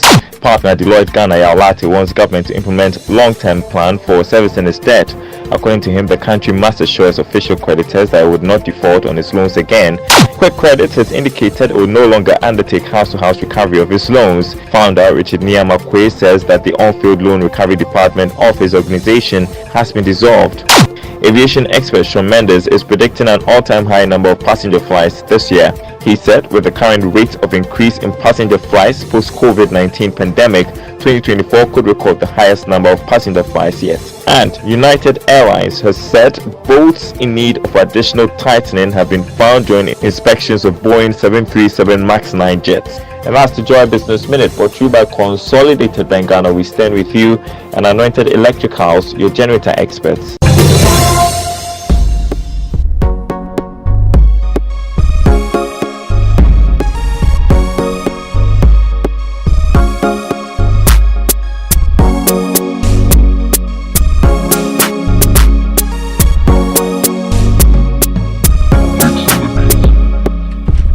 Right, so welcome back, and thank you very much for staying with us. So step into a world of hassle-free banking with CBG's digital channels. Experience a safe, smart, and convenient way of making your online purchases, account withdrawals, point of sale, device payments, Momo transfers, interbank transfers, airtime purchases, utility bill payments, and many more with our digital channels. Open an account at any of the 114 branches nationwide and sign on to our digital channels.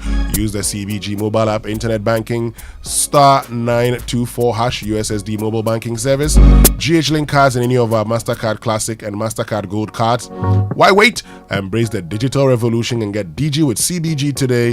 For further inquiries, contact us on 0302 216 000. Email us, talk to us at cbg.com.gh, or visit any of our social media handles on Facebook, Instagram, and X, formerly Twitter.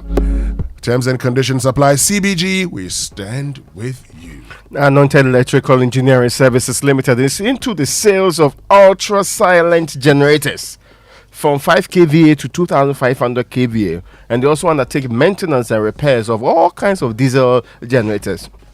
They also have in stock genuine spare parts of all kinds for various generators, and also do generator rentals. In East Legon, you can locate Anointed Electricals on the Lagos Avenue Road opposite Turmeric Hotel, in Tema, on Tema General Hospital Road, Community 9, just after the overhead, and at Odoko, where the head office is. It's at number 77 Anointed House of the Odoko Malam Road. And here in Accra, there are branches across the country, wherever you are, and the Anointed, is the generator experts. You need to contact them now on this number, 0243 480 334, 0243 480 334. So, thank you. You watched. So, what are... I was basically saying this. What's our tactics? I mean, what are our tactics? I don't know. I don't know. Playing two defensive midfielders. Even now, we are conceding goals. I'm saying, for example, that I feel like yesterday's game and the whole idea of not broadcasting a match defeats the entire purpose of what he was trying to do when they opened the free gate. The moment they opened the free gates, allowed fans to come to the stadium. Any idea that he wanted to hide tactics or wanted to do whatever it is to give the team any competitive advantage went out the window. Because like I said, if you open the free gate, any one of those fans could have been scouts for the opposition. 1,000 of them could have been scouts for the opposition. And to be fair, any serious country or any country serious about scouting Ghana is not waiting to watch the game on television from wherever they are. They're sending scouts to fly down to Ghana. And by opening free gates, you're also giving them free access to come and sit down there and scout the team in complete freedom. So in the end, I thought that wasn't the wisest thing to do, because I can understand holding training sessions behind closed doors. That is essential. If you want to play a friendly game behind closed doors as well, that is also essential. But you can't open free gate and then say you don't want the game broadcast for the same reason you want to hold behind closed doors training sessions. So on that score, not great. On the game itself, I think all problems remain. The team cannot progress. We cannot finish chances. This is the 5th game since Chris Hughton took over that we have failed to score in match, and it's not looking good. The only good thing is that we did not concede in this match, but this is a team that Legon Cities also held to a draw, because Namibia have been camping here in Ghana since Monday. They played a friendly game against Legon Cities that also ended in a draw, and the Black Stars can't beat a team that Legon Cities cannot beat. But Fentu, to be fair to the Black Stars, maybe in a friendly match you want to just try systems and all. There's always that. I think, and we've had that. Sometimes it's not just to win, but just to experiment tactics. It is the hope that kills you. Okay, it's like every time we always say, "Oh, don't worry, it's just a friendly game." When the signs are clear, it's like the way it's like. Are you suggesting that we'll go and come back very soon? No, I'm saying that it's like. You said the signs are clear. What signs are clear? It's like what some women do to cheating husbands. It's a very simple question. It's like, oh, don't worry. I think they see the signs and then they turn a blind eye. I'm saying that in order for us to do well at the AFCON, we certainly have to play much, much better than we have done at any other stage since Chris Hughton took over. In fact, at any other stage in the last 2 years. We haven't played any decent football in the last 2 years. And this is the fact. And the problem certainly cannot be the quality of the players that we have. We do have quality players. What remains is to fashion out a system that actually works. So, listen, he has a fascination with playing 2 holding midfielders. I'm not exactly sure why, but clearly, every time he's done it, and he's done it a lot, it hasn't worked. It creates this massive gap between the midfield and the attackers, because those 2 DMs have never been players that have the ability to progress the ball to the attackers. And so you leave them very isolated, so our chance creation is very low. And when the chances are created, we can't finish them either. If you look at our group, for example, we name 9 attackers in our team. 9 attackers. If you look at their combined number of goals, they've scored 52 goals so far this season. So surely the team has goals all around. How is it that under Chris Hughton, we have conceded more goals than we have scored since he took over? So clearly there are problems.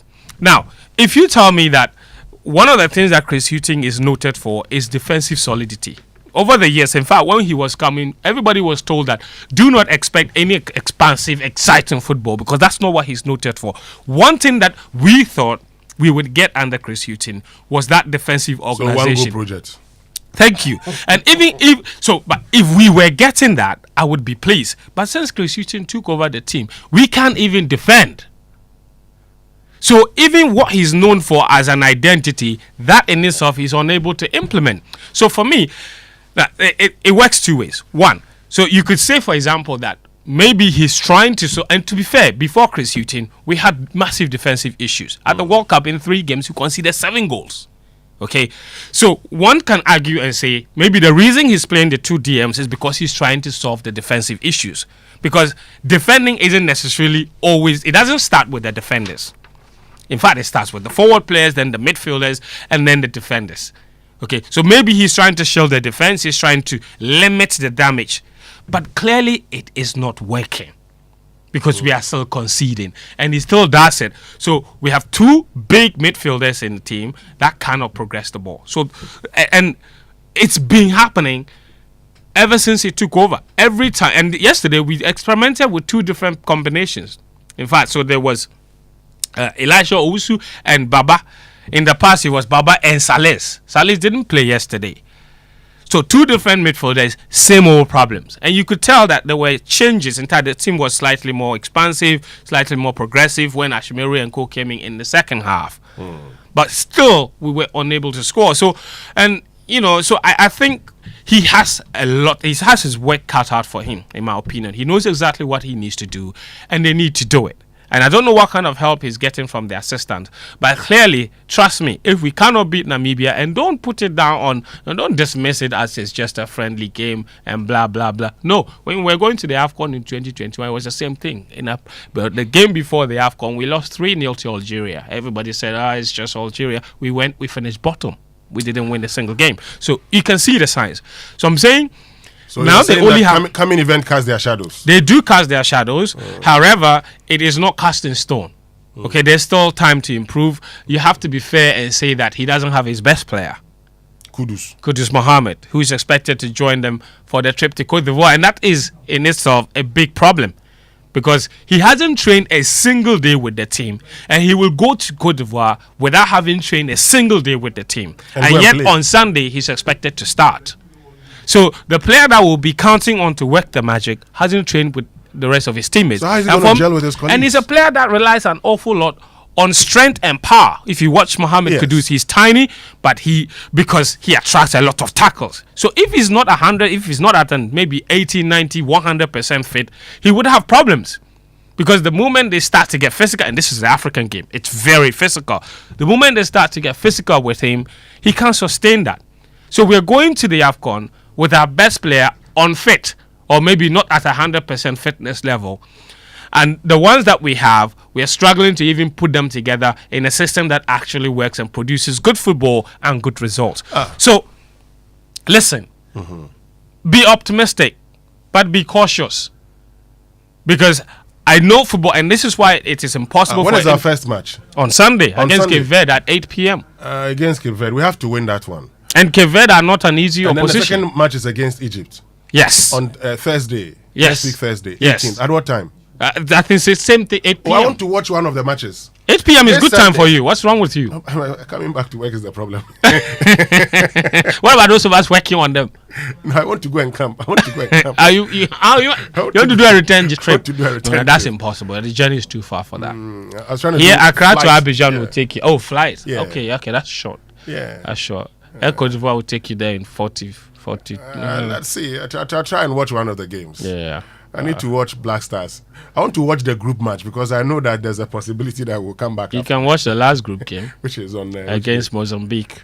I'm not sure the date, but I think it's the following week. Okay, we'll try that one. Yeah. Thank you. Just hide around the corner because people may be responding to all that you've said. Be optimistic. We are winning the AFCON though. Oh, I want. This is my personal. After all the things you have said right now. Yes. He's only been no. So what he has done is using his head. And now my heart is says talking. We'll win. His heart is Ghanaian, but he's been very more objective. mysterious things have happened.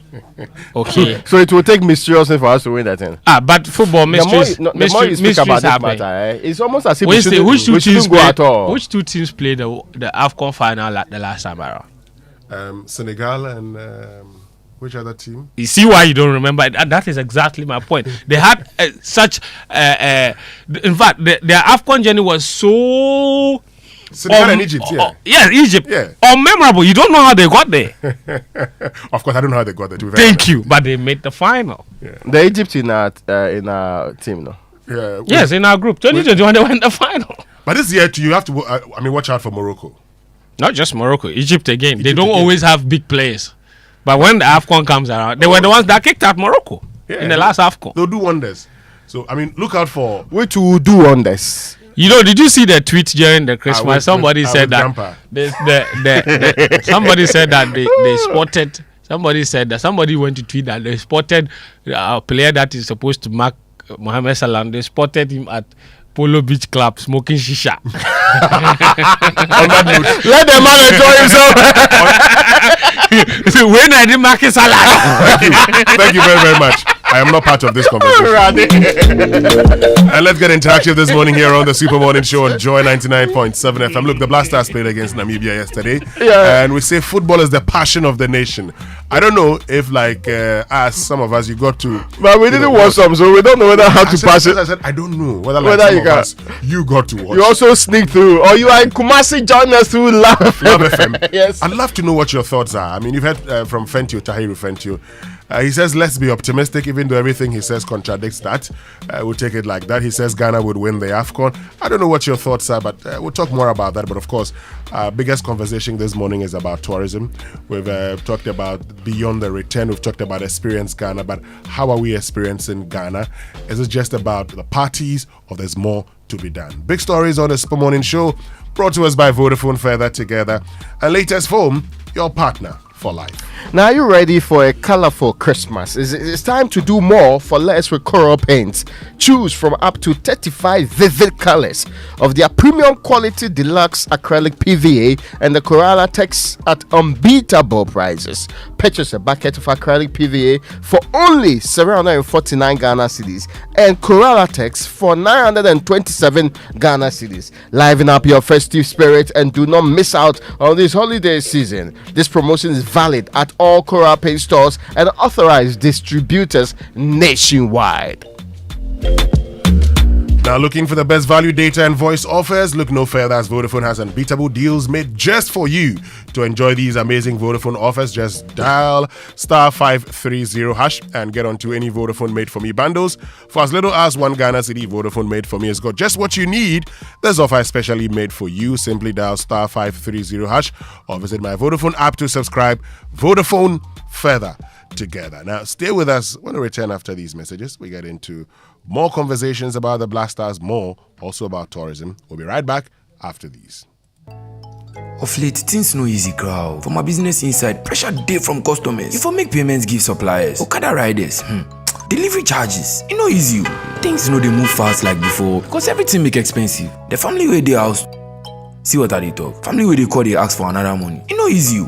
Vodafone Cash be the only thing where they make my ID get to. If I they do transfers for Vodafone Cash, it they save me money. If you they do Vodafone Cash to Vodafone Cash transactions, still no transfer charges dey. Even if I they send money to another network, I they get value. Make you dial *110# to send money. Sending money from Vodafone Cash to Vodafone Cash still be free. Vodafone.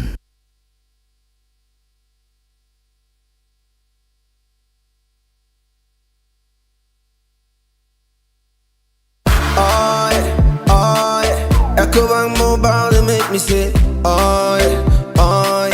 EcoBank Mobile, they make me crazy. Download it and use it. It gon' make your life so easy, yeah. Oh yeah. Download it, you gon' enjoy it. In my rhyming chain, in my rhyming chain. Come make a download them for you. Cause you can pay bills, you can buy credit, you can pay school fees, even chest tights with the Apple. EcoBank Apple.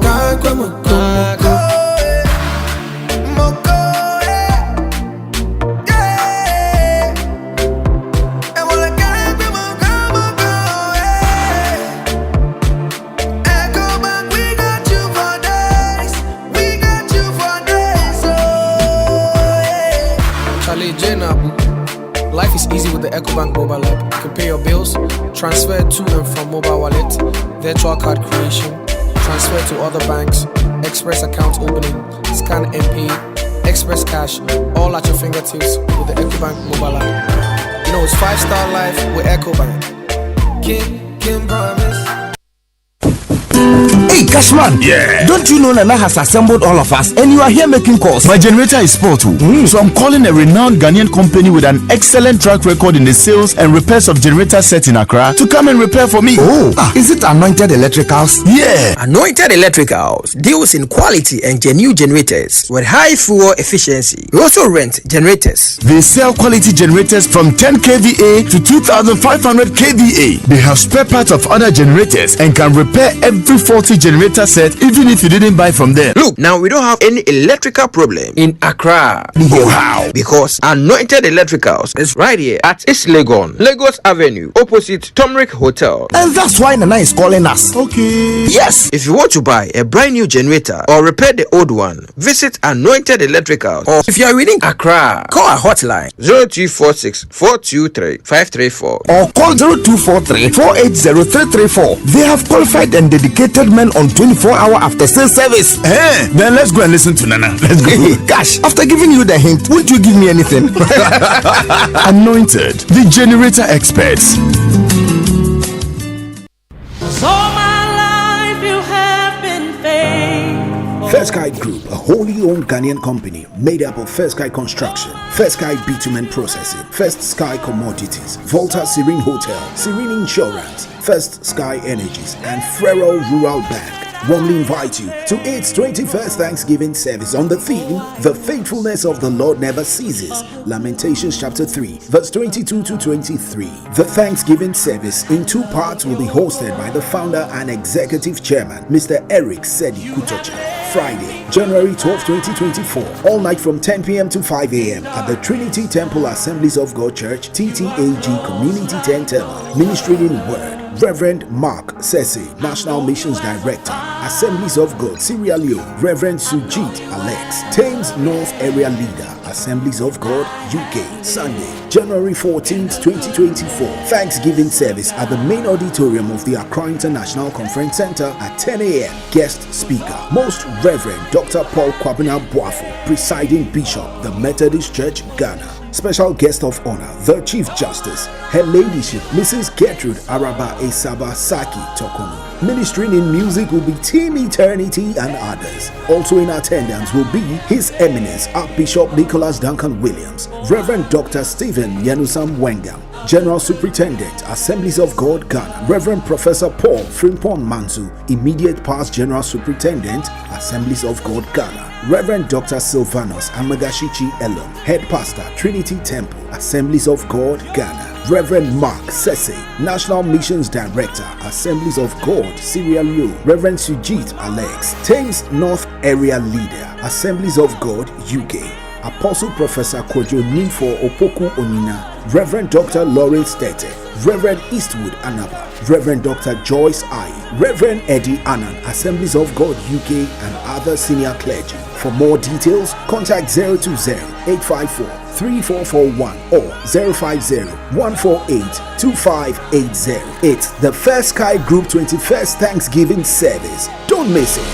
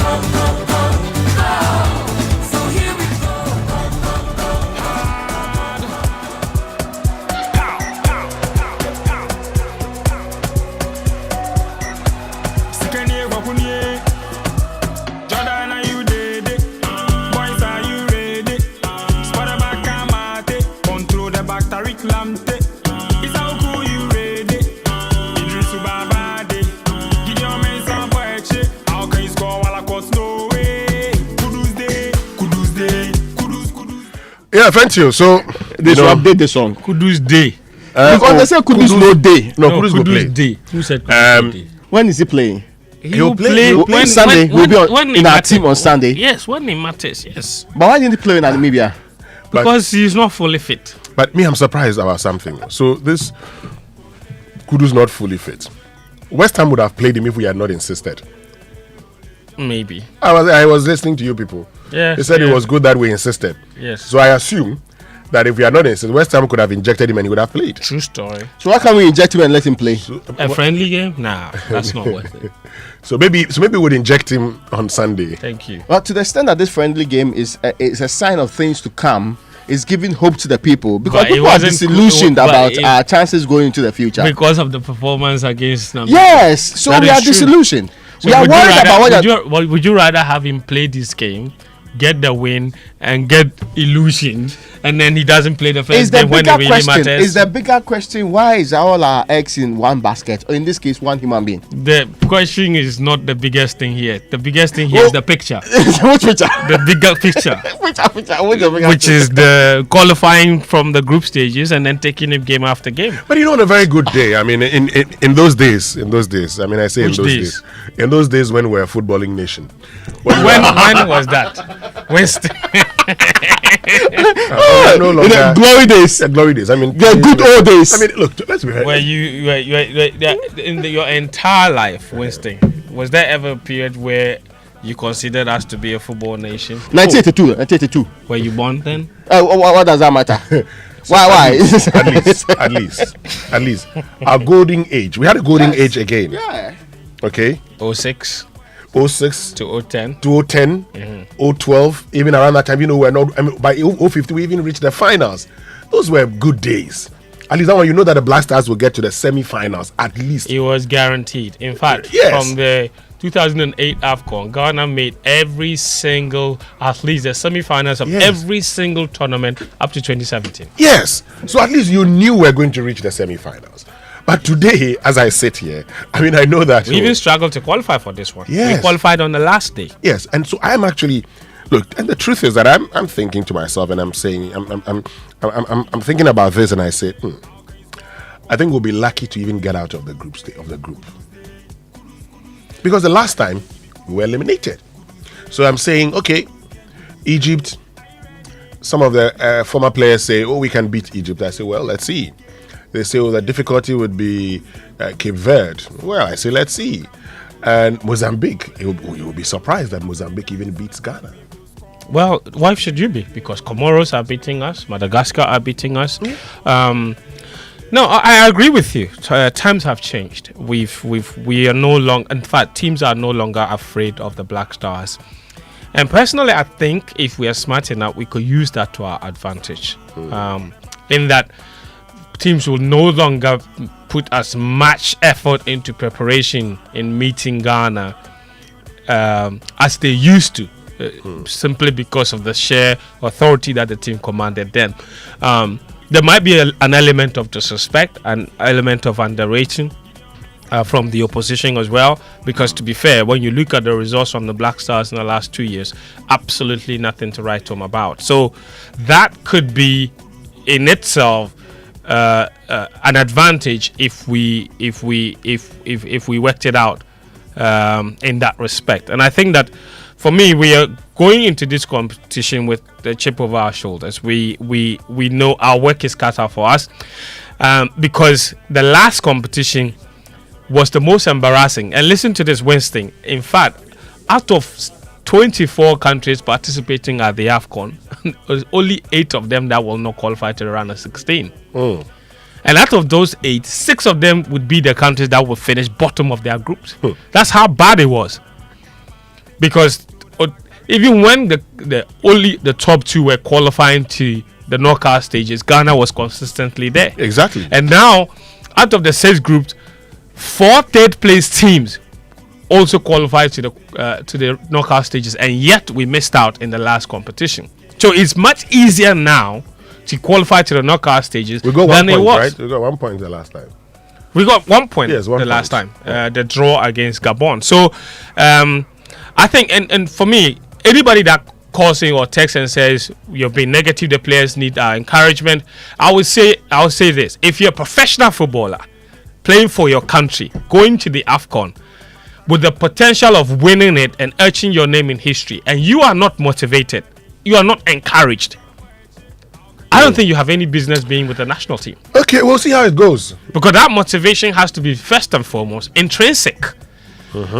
If we discover that most of our motivation for our players is extrinsic and they need other people to encourage them to go and do well at the AFCON, quite frankly, that is nonsense. Because the Africa Cup of Nations represents the biggest platform for any African footballer to make history. And if you cannot be self-motivated, you cannot be encouraged, you cannot be confident, and you cannot go into that competition believing that you need to leave blood on that pitch and give your best and make sure that even if you're eliminated, you would have done it, it would have happened with you fighting, then I cannot help you. And for me, the players and their commitment and fight and spirit, all those things have been questioned in the last few years. Let's be fair. Players have been accused of not giving their best. You watch the friendly game against the USA, they dribble past the player instead of chasing the opposition. He throws his arms in the air and then he completely gives up. That kind of body language, that player should not be playing for the Black Stars. He is in the Black Stars team. He should not. And this is not scapegoating, but I'm just giving an example of situations where Ghanaians would look at and say, that does not look like a team or a player that is willing to fight. And he might have done that out of frustration. But body language, what is the number one rule? You can complain later, but do the fundamental job first. Okay, so if a player dribbles past you, it's your job to chase. Because there are instances where you chase a player, you might not catch them, but you could be in position to clear the rebound when the goalkeeper saves it. But if you stand there and you throw your arms in the air in frustration, it helps nobody. So I think talent-wise, there's only so much the coach can do.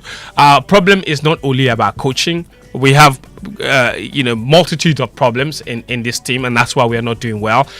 We can talk about the coach, and we're talking about the coach and his deficiencies, but there are also issues regarding even the players themselves and the commitment, and some of them have to look themselves in the mirror when they step onto the pitch every single time, because we cannot have players consistently under delivering and then you expect that Ghanaians will give you their unwavering support.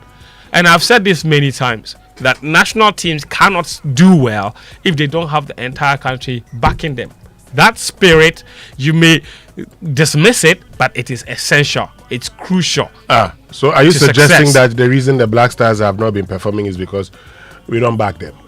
Not necessarily. I think it's a double-edged sword. Okay, we don't back them, they don't do well, and because they don't do well, we also get frustrated. So the only way to get the team back, the supporters back supporting them, is to churn out good results. Because you don't play well, you don't get good results, you don't expect the fans to continue to support you. Because trust me, whether we like it or yes, it's a transactional relationship. Okay, what do we get from the Black Stars players? The only thing we will get from them in return for our emotions and for our taxes is the victories. So if they are not giving the victories, people have the right to be frustrated. Let me read some messages, Fentio Tahiru Fentio, before you go. You don't add your name. You say, the Black Stars are coming home earliest, right? you want me to look into the future? Something I don't want to do. That's McLeod. Okay. I don't know that. Well, that's something I don't want to do. There's one. Okay. Okay. It's not. And listen, as for the frustrations of the Black Stars and the fans, I think any fan that doesn't believe that the Black Stars will do well, I think their feelings are justified. It means that they have been paying attention in the last 2 years or in the last 3 years. This team has played nothing close to what we came to be familiar with when it comes to the Black Stars. So certainly the performances have been subpar, but I think that there's enough talent in the team to do well. Honestly, if you compare the talent in our squad to the talent in the other 3 teams in our group, we have no business not qualifying to the knockout stages.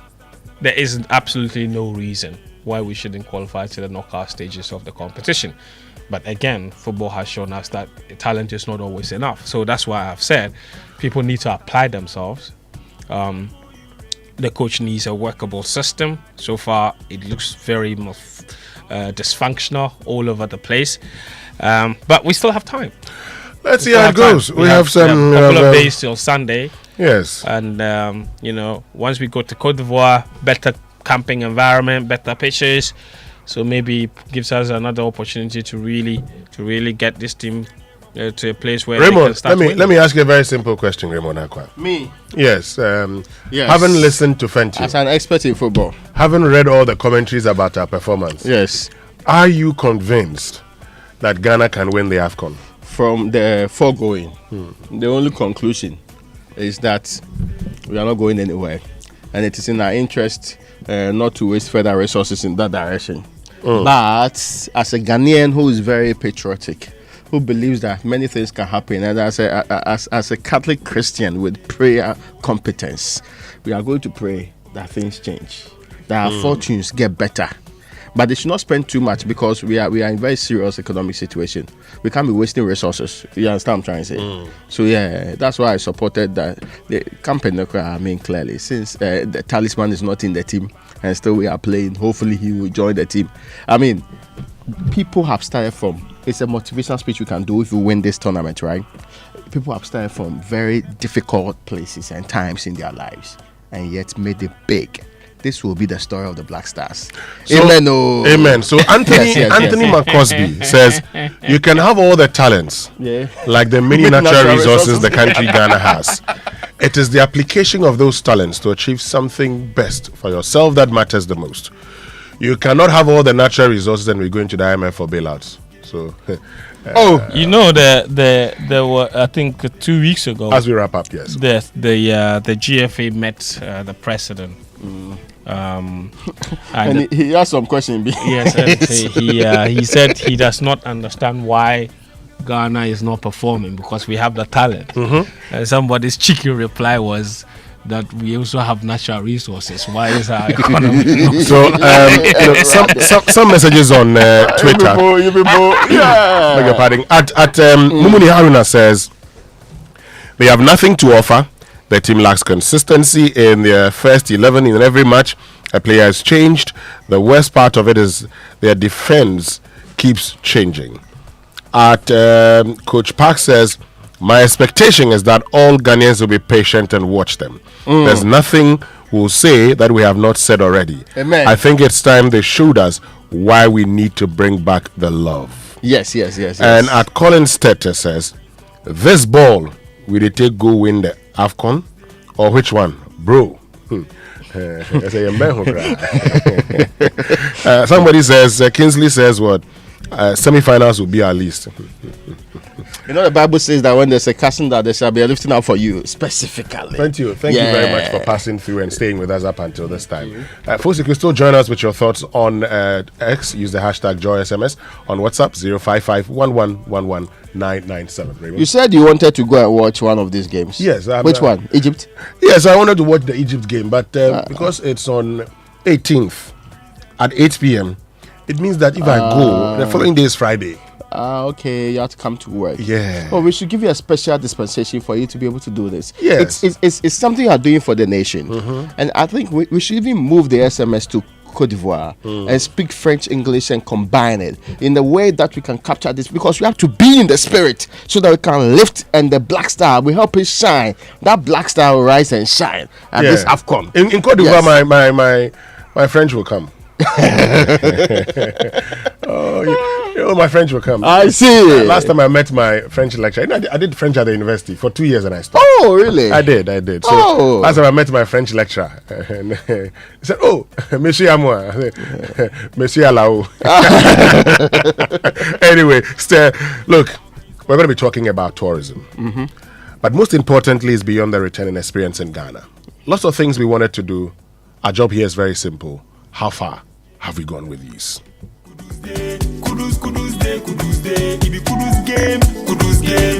Kudus game. So anything we go come, we go score them. Ole, ole. Afenejan is on the park, we go score them. Ole, ole. Go feature Andrea, you go score them.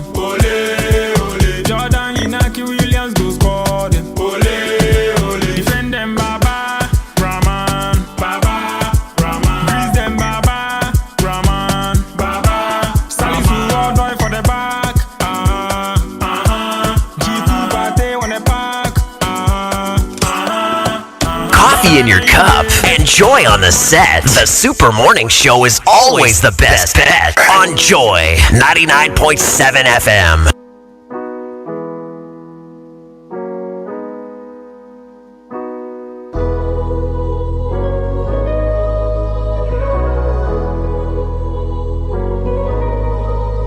They no go tell you to run, you go run for your life. You wake up in the yard and see what one, you go run for your life. You go fight for your life, no easy. But I know well it is, I was scheming.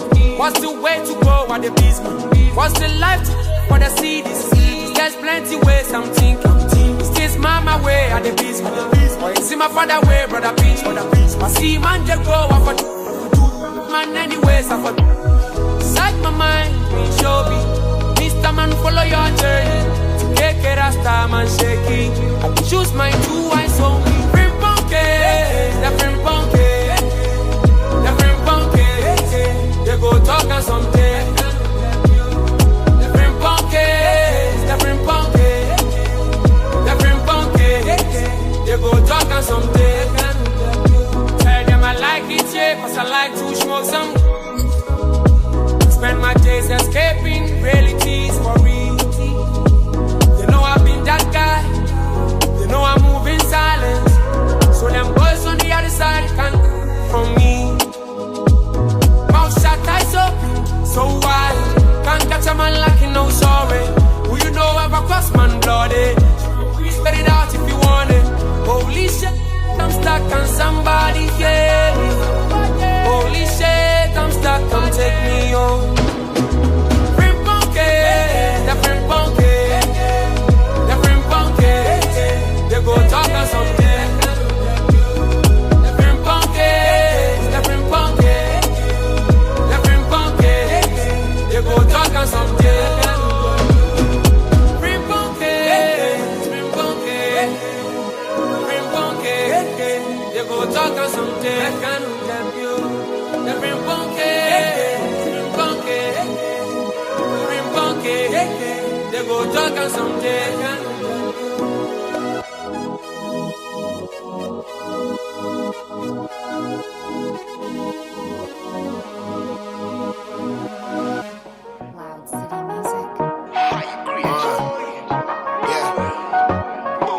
Baby, Paul, baby. Yeah. Baby, my command, man. 1 year, Fanya, what him, I be from no back. Obasiri, the Simon, won't be able to fight to fight. About Penny, the Suban today. Say, yeah, me no beco, Tinyabo today, when me dachi, the two sick class a bunch. Maybe I would tell me strong when you must have minute to be penachi. Who been teach you what rassle, and I'm the gatti castle. The quack of Wibusia, they are con a mamma the castle. They gotta go back. Seminawa, we have to private for me. It's not a dream of one. Yankopon at me. About what didn't know who will see Canada, so was sans so me. As a beginner who can't prepare me, some made it to us. My own, that time of the chase, I'm them no money day. My own, see my hot pacoshito at the grind for my kenke. My own, like the air and the feeling for everywhere I do. Coffee in your cup and joy on the set. The Super Morning Show is always the best bet on Joy 99.7 FM.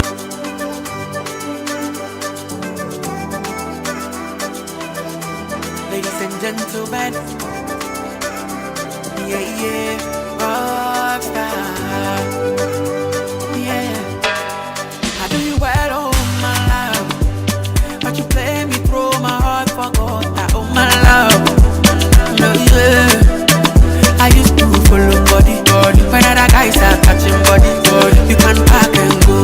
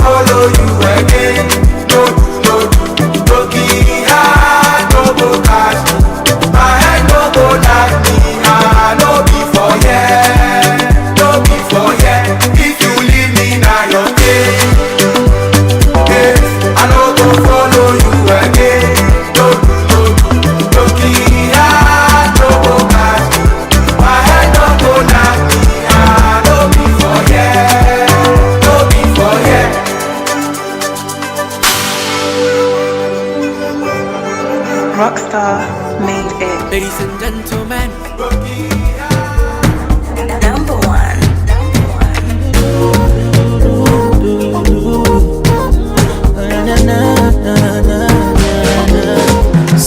Them say hustle low, hustle for the paper. Small boy they hustle, then somebody want to hit down. I didn't feel baby, so how we gon' make them? Munyi maya, men send me you. Eh, probably, and can't you hold? Yes, I'm obedient, I dear, obedient, I dear. Eh, probably, and can't you hold? Yes, I'm obedient, I dear, obedient, I dear. I'm moving be I sever. Now baby I sever. Now baby I sever. I sever. I sever. Now baby I sever. Now baby I sever. Now baby I sever. I sever. I sever. No that is a yes mo be get na dia ko. Wano pass. Shamina sabu fi nya sabi ya mini binti na ma shot. Me was a pass su kan fi se yes mo dia bona e ma. Davida. Shade the claim say he love you so from a kick out me home someone some inside. Onye Tina me nabi sorry do me do. One by back being an me. But I be that boy better give it them fire. Give it them fire. Beru beru. Me nabi sorry do me do. One by back being an me. But I be that boy better give it them fire. Give it them fire. Beru beru. Now baby I sever. Now baby I sever.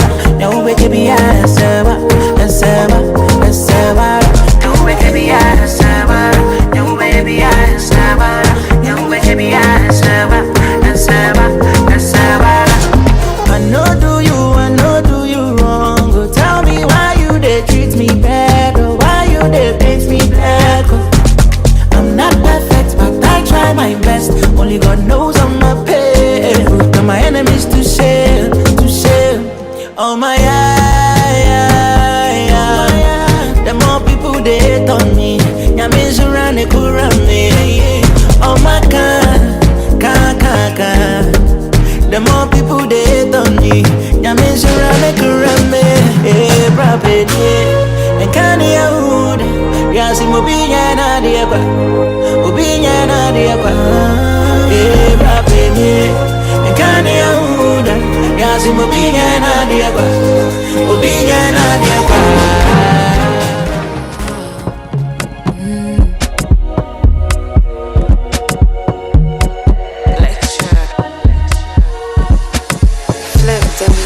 Don't break me, don't use me, don't lose me, don't leave me in the dark. Do you trust me? Then give me your hand. I found you, you found me, who found who? No one cares what much.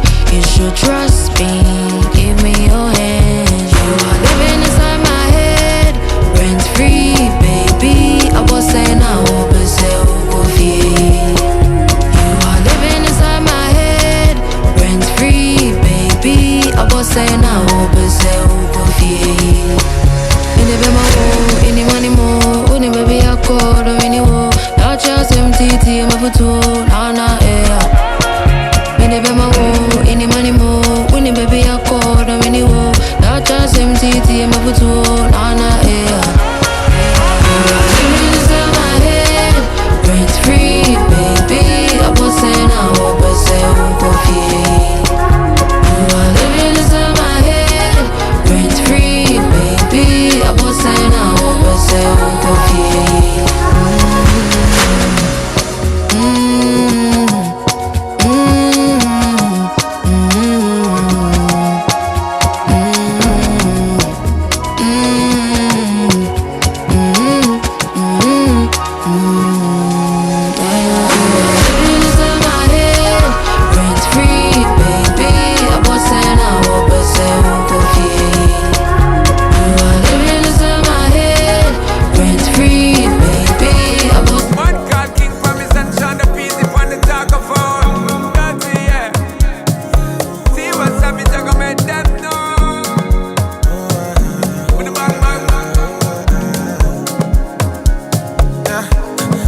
point in life, if you understand me or not, misunderstand me or not, me, I'm okay. I'm okay. And if you think I'm wrong or not. Long as it's what I want me, I'm okay. I'm okay. Cause who are you to judge me like say you be holy pass? I dey love my life, get my peace of mind, that I try survive. We all be sinners, my body, nobody holy pass. And my happiness comes first, I never come left to stress, yeah. I be like Terminator, I dey deliver, I pass it doctor. I be like Terminator, I dey deliver, I pass it doctor.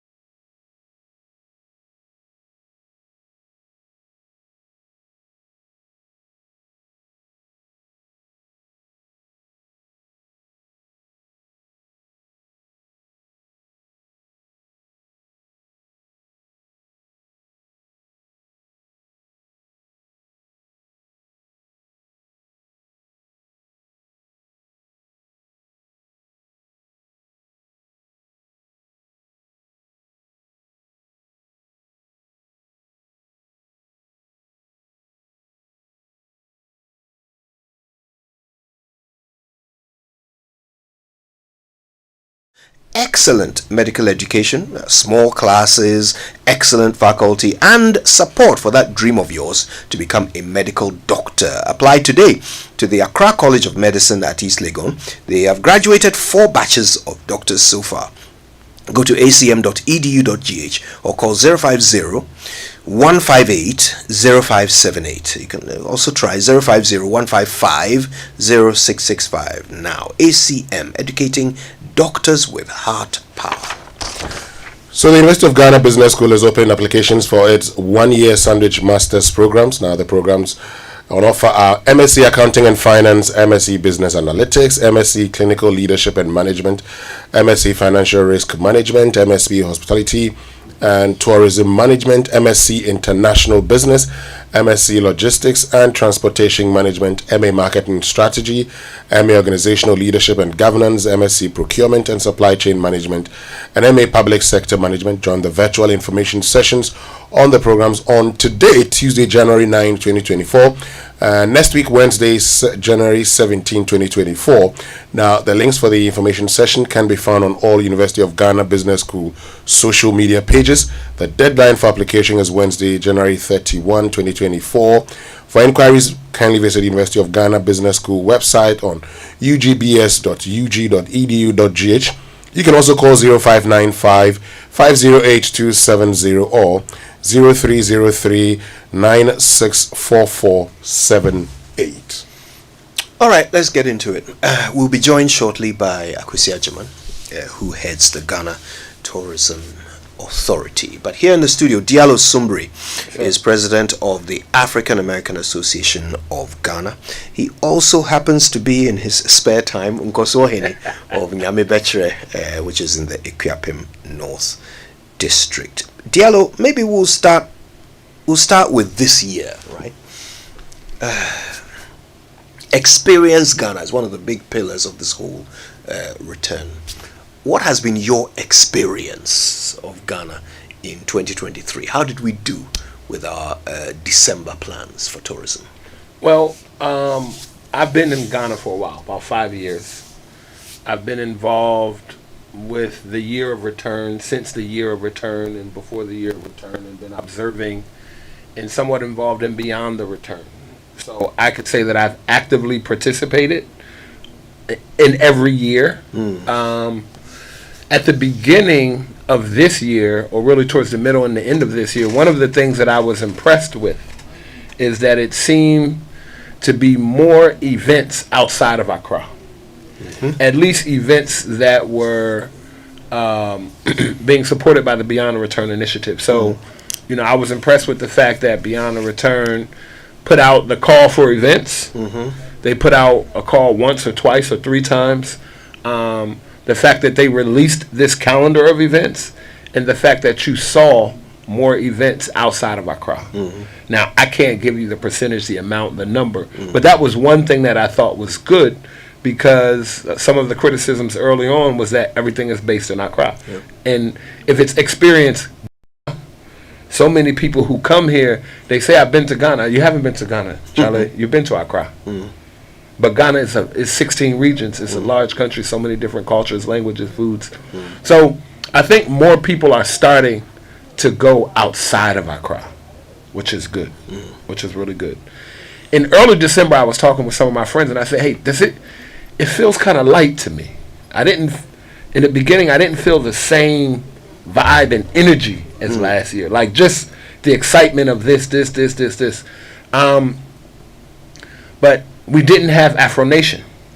True. And I think the absence of Afro Nation maybe had something to do with some of that feeling for me. I think there are just a lot of factors. December 23rd through December 26th was a weekend in holidays. So you didn't kind of feel, sometimes you measure Dirty December by traffic. How much traffic am I getting caught in? How long is it going to take me? But I think the major events were successful. Little Havana was crazy as always.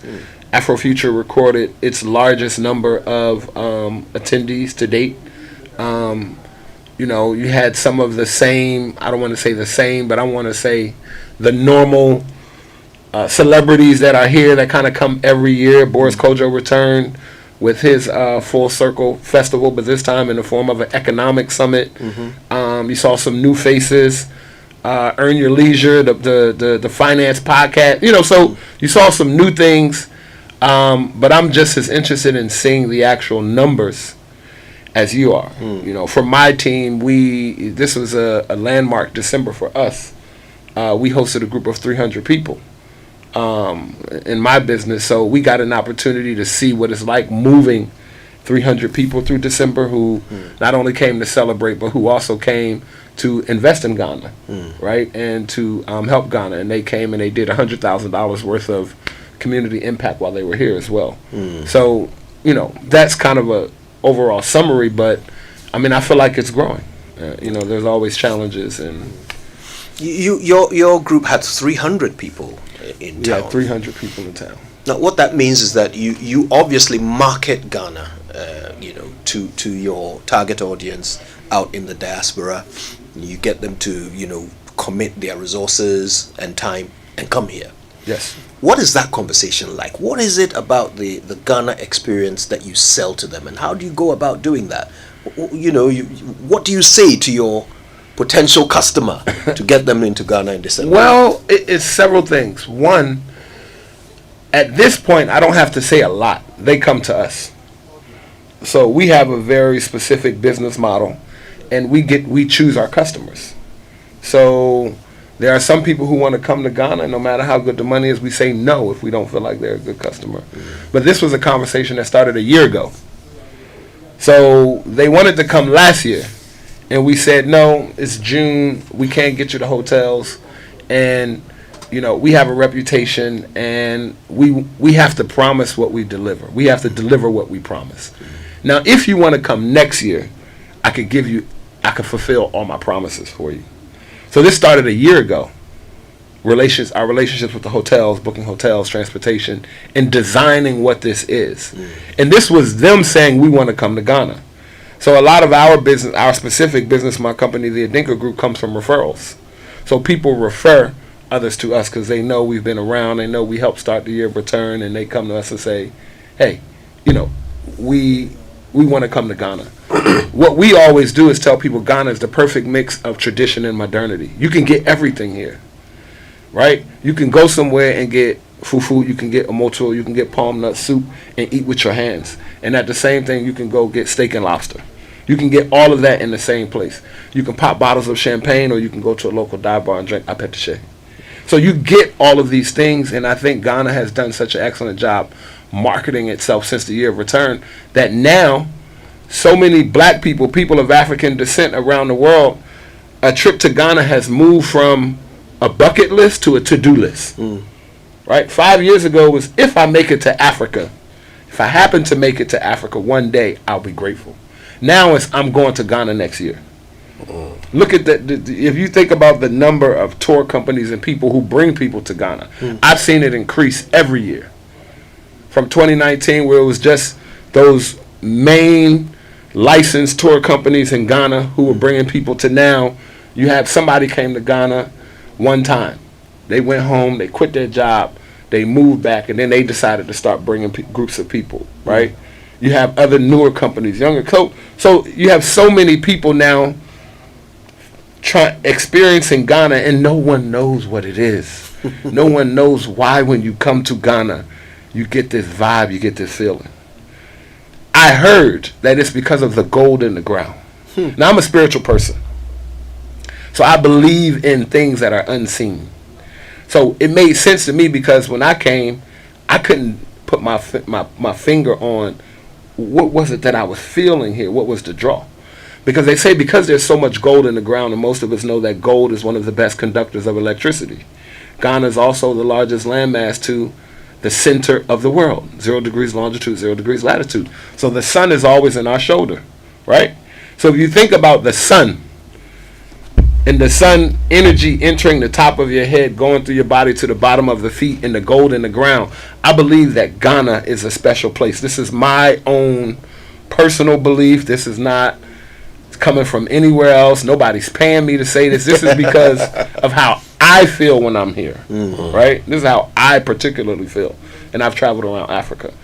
And I think black people, if you're not, if you grew up in the U.S. and you got black people from all different parts of the U.S., some of the comments we got is just that, like, all I look around and see is black people. I'm surrounded by people that look like me. That's not a reality for a lot of people. Some people got to go to work. They deal with all different types of people. And it's not saying that it's bad to deal with other types of people. But the reality of being in a place where you can be surrounded by people that look like you, that talk like you, that, and it's beautiful. And we just don't get that. Diasporans don't get that in the rest of the world. So okay. So I mean, you've talked about how these people contact you. And you've also talked about what's the year of return, how Ghana has moved now to the to-do list. What do you think worked for Ghana that today people want to come here? You know, it's interesting because when we launched the year of return, and the day after that launch, I was telling people the horse is out the barn. It's just, there are certain things that once it gets out and it goes, it's gone. It's gone with the wind. It's like trying to stop the wind. You can't. Right? Just think about the significance of what happened at the time. We had Donald Trump as president. We had so many videos of police killings in the U.S. You know, black people were feeling like, what is it for me? And then here you have 400 years since the first documented enslaved Africans arrived in the U.S.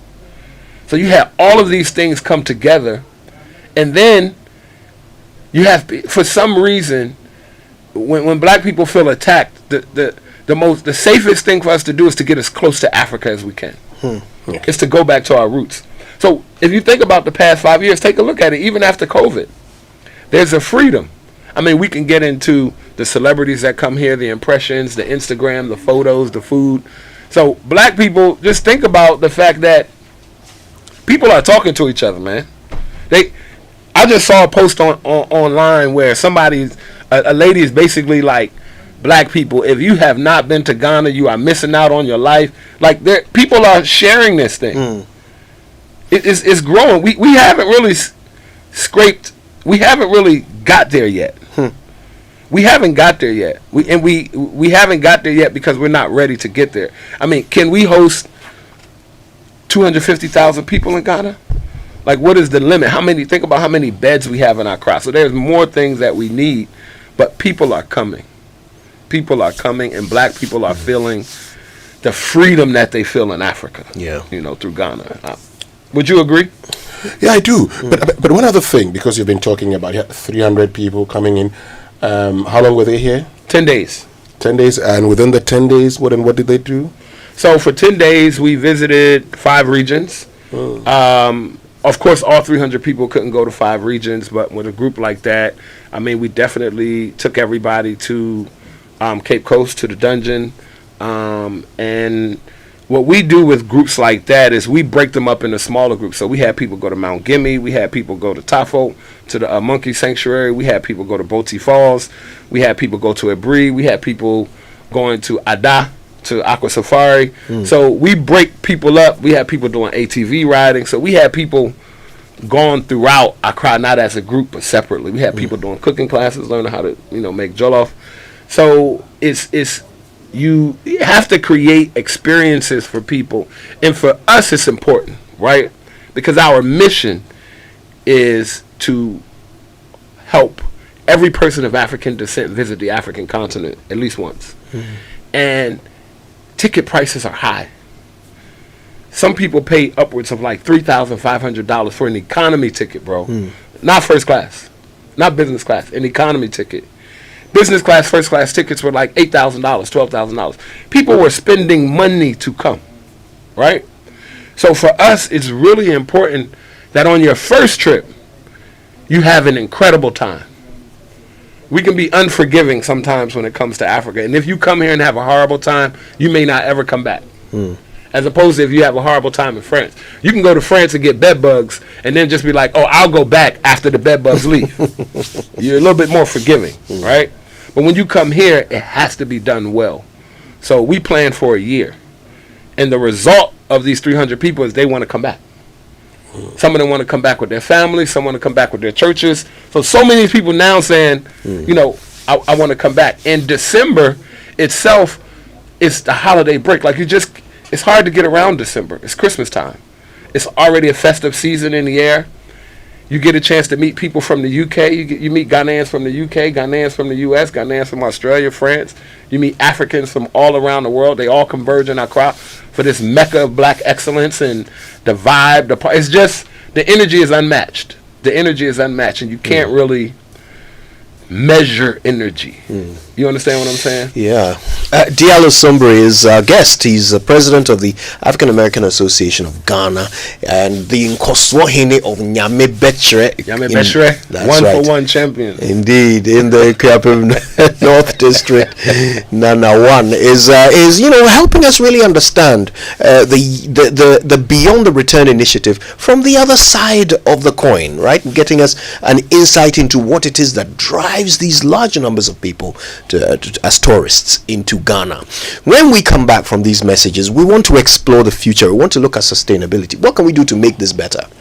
As a person who has been playing host to visitors in Ghana, what can we do as a nation to make this thing better? To make more money, to attract more people, and to keep it going for longer. Stay with us. We'll be back after this. Let me share my experience with you at the new Aqua Safari Resorts. When you arrive, you're greeted by warm smiles and introduced to your 24-hour butler who already has your itinerary sorted. Enjoy water sports activities like jet ski rides, kayaking, water sliding, flyboarding, and castanet fishing. You can even have your lunch here on the boat cruise. Let the tour guides take you through the sceneries of the mangrove forest, the friendliness of the animals, while you pet and feed them. We chose to have our breakfast with a beautiful sunrise right in front of our cabin. Visit Aqua Safari Eco Resort in Ghana, bringing you closer to nature. The Driver and Vehicle Licensing Authority (DVLA) has introduced a new online vehicle registration process. That's right, you can now log on to online.gov.gh to start your new vehicle registration process at the comfort of your location. Then present your vehicle at any private vehicle test station with customs release documentation for verification and testing. Once that's done, you can visit any DVLA office for further vehicle inspection and biometric verification of the owner or authorized persons for your digital smart card. Yes, a smart card. No more paper documents, and it's that easy. Log on to online.gov.gh today and start your new vehicle registration process now. DVLA, your safety, our concern. Are you hoping to start university this January? If you want a British degree from a world-class university at a fraction of the cost, then join Lancaster University Ghana right here in Accra. With a diverse student community, vibrant campus life, and up to 50% scholarship to support your study, Lancaster University Ghana provides you with a world-class education that creates endless possibilities globally. Don't miss this once-in-a-lifetime opportunity. Apply to join Lancaster University Ghana, where learners become leaders. Admissions are currently open for our January 2024 intake. Apply now for our foundation program. For more information, contact us on +233 030 221 8989 or send an email to admissions@lancaster.edu.gh. Lancaster University Ghana, the only British university campus in West Africa.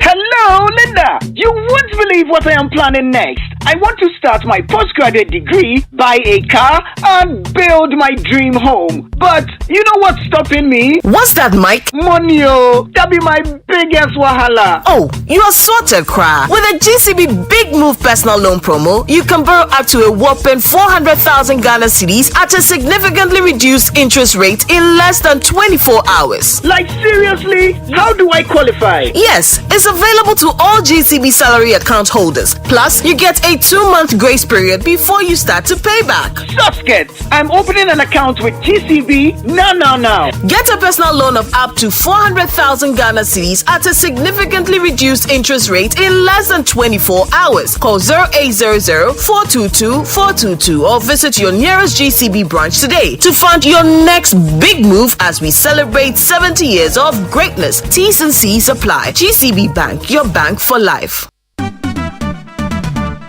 National Health Insurance. Great news! The National Health Insurance Scheme (NHIS) has waived the waiting period for all members aged 70 years and above. All 70 years and above are also exempted from paying a premium. Enrollment and renewal are absolutely free on the NHIS. Members who are 70 years and above can automatically access healthcare when they newly register with the NHIS or renew their membership annually. You are no longer required to serve the 1-month waiting period for late renewals. Dad, mom, grandpa, and grandma, let your old age be filled with good health and access instant healthcare at zero cost on the NHIS today. Download the My NHIS mobile app to register with your Ghana card or visit the nearest NHIS office. Terms and conditions apply. For details, contact the NHIS call center on 054 444 6447 or 0302 746 447. NHIS, your access to quality healthcare. This message is brought to you by the United States Agency for International Development, USAID.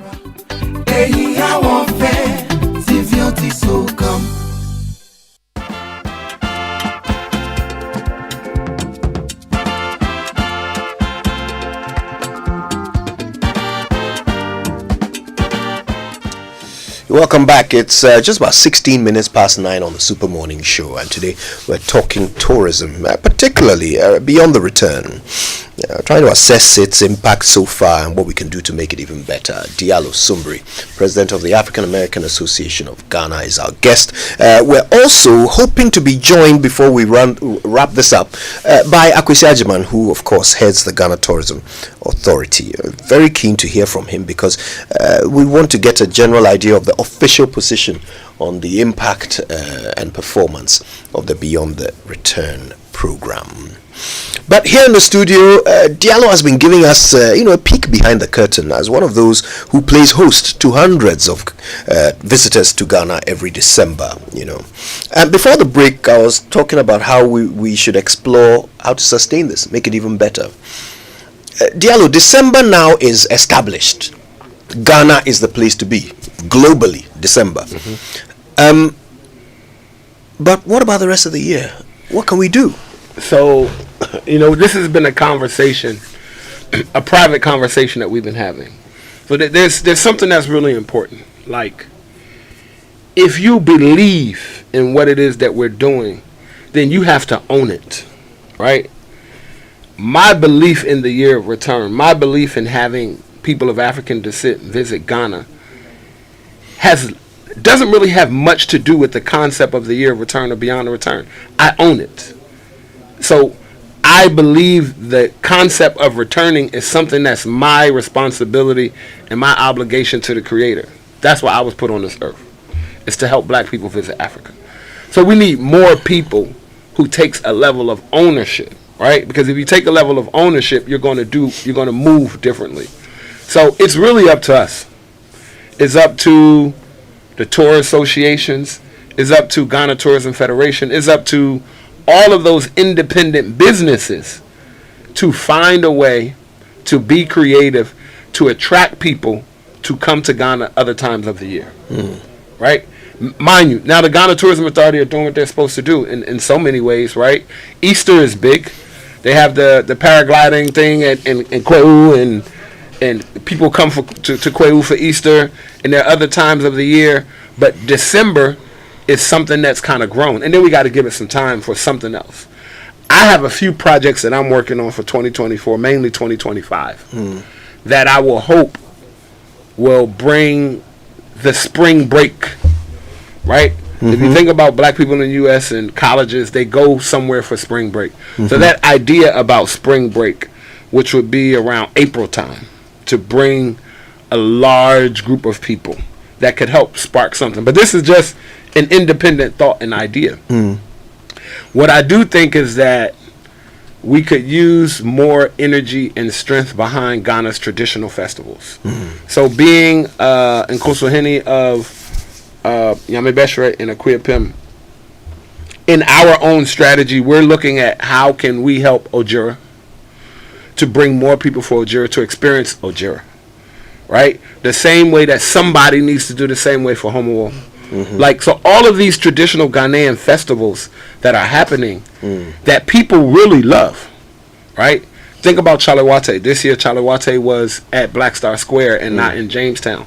But somebody has to take ownership to say, we are going to do this. I'm not sure when Mr. Agyeman comes on, he could talk about Ghana Tourism Authority's plans for the next year or two with regard to traveling out to the U.S., to Europe, how they're marketing, how they're promoting. You know, I'm very conscious that it's an election year. You know, I'm very conscious that during an election year, things may not be the same way that they were. So I'm interested to see personally what will happen in December with this an election year. I'm interested to see if is it going to be the same. Is it going to be a change of guard? I'm not a politician, but Nana Kwame Bediako just did his thing with the whole convention. Now he's running for president. So I'm somebody who sits and watches to see. And I want to see who really has Ghana's best interests in hand. How big a concern is it, the fact that this is an election year and, you know, it's not yet clear who will be leading the country next year? How does that impact your business? Well, to be honest, it may, but it doesn't really. Because we target people who want to visit Africa. You visiting Africa and Ghana has nothing to do with who's in office. We don't get so much benefits from any government office that if they decided to change and not focus on the diaspora or whatever, that it would really affect our business. Our business is with our hotel partners, is with our vendors, is with our tourist sites, and nobody's going to close down Kwame Nkrumah. Nobody's going to close down Cape Coast. Nobody's going to close these things down. So regardless of who's in office, we have people that are going to want to come. Now, the support that Deti December currently gets, Afrofuture, Little Havana, some of these other parties, and things that are happening and events that are happening. Taste of Ghana, which was put on by GIPC, was very, very big, and it was free. You know, so I don't know how all of these things will continue. But for us, for example, we have some large groups coming this year. We have about 200, 250 people coming in August. We have another 150 people coming in November. And we have some other people coming in April that these are relationships that, because we're able to help people experience the culture and the joy of Ghana, regardless of what's happening in the political atmosphere, right? I want to bring in Akwesi Ajima. He's joined us right now via Zoom. And of course, he heads the Ghana Tourism Authority, the big figure at the center of this new injection of vibrancy into Ghana's tourism. Sajiman, it's always a pleasure. Good morning to you. If we can have good morning, Kojo. Good morning, Diallo, and everybody in the studio. Good morning, and Afishapa. Yeah, to you too. Well, you know, we're trying to assess the impact of Beyond the Return in 2023. Do you have any numbers that you can share with us? How did it go? I mean, the numbers are still coming in. You know, we don't just track numbers from the airport. We look at numbers also from our borders. And so we've been working with immigration. Hopefully by the end of this week, we should have the closed out numbers for the year. But based on the feedback we received from the event organizers, based on what we saw, based on the numbers at the airport, based on everything that went on, I think it was a very successful December in GH. It's been a successful year for tourism. It's a year that we are rebounding strongly from the pandemic era. I mean, although we are not out of the woods yet, but if you look at the numbers, we are very close to pre-pandemic levels, and so that gives me joy. If you look at hotel occupancy, you look at security and how the Ghana Police Service and National Security helped to really make sure that Ghana was kept safe. I think everything went well. We look forward to even a better 2024 in terms of our tourism numbers, domestic tourism also growing, and also strengthening the relationship with the diaspora groups that we have. People like Diallo, who have been very, very instrumental in the work that we do, bringing groups here, now becoming a chief himself in the community and also helping community. And that's what the whole idea of the return is. Not just people coming and visiting, but also coming and making an impact in the society in their own way. And so we've seen it. We have several case studies of people who have come and invested, who have come and impacted society in one way or the other. So the numbers are looking good. And at the end of the week, we'll hope to publish what we have. Now, in 2019, when it all began, you reported that we made some $1.9 billion just from the year of return. Has that number been going up or down? I know COVID came in there as well and wreaked some havoc. But what has the trend been in recent years? Are we going up every year? All right. So just to put the numbers in context, we have a team that does research at the airport. We also get data from immigration. So we look at the average days of stay, and every time we measure that, I mean, during the pandemic, pre-pandemic, it was around 8 days. Has gone up slightly to around 10 days, and so the average stay for people coming in is about 10 days. The average spend a visitor is somewhere around $2,900, and so if you multiply that by the number of people that are coming in out of some of these initiatives, you get a fair sense of how much is coming into the economy. And these are not monies that are coming into the tourism authority or going into government chest. It's money that is going into the bank accounts of hoteliers, restaurant owners, because those are the areas that people are spending their monies at. Car rentals, the buses that people are renting, top bars, art center, things that people are buying. So this is money that comes into circulation and makes sure that economic activity goes up. So by and large, the numbers have gone up. I mean, during the pandemic era, the figure dropped from 2,700, 2,800 to around 1,200. I mean, it came down drastically because at that time, even people who were visiting, there were so many establishments that were closed down. I mean, you couldn't have public gatherings, you couldn't go to the nightclub, you couldn't go to have big events, and so people were still coming for some businesses, but they were not spending.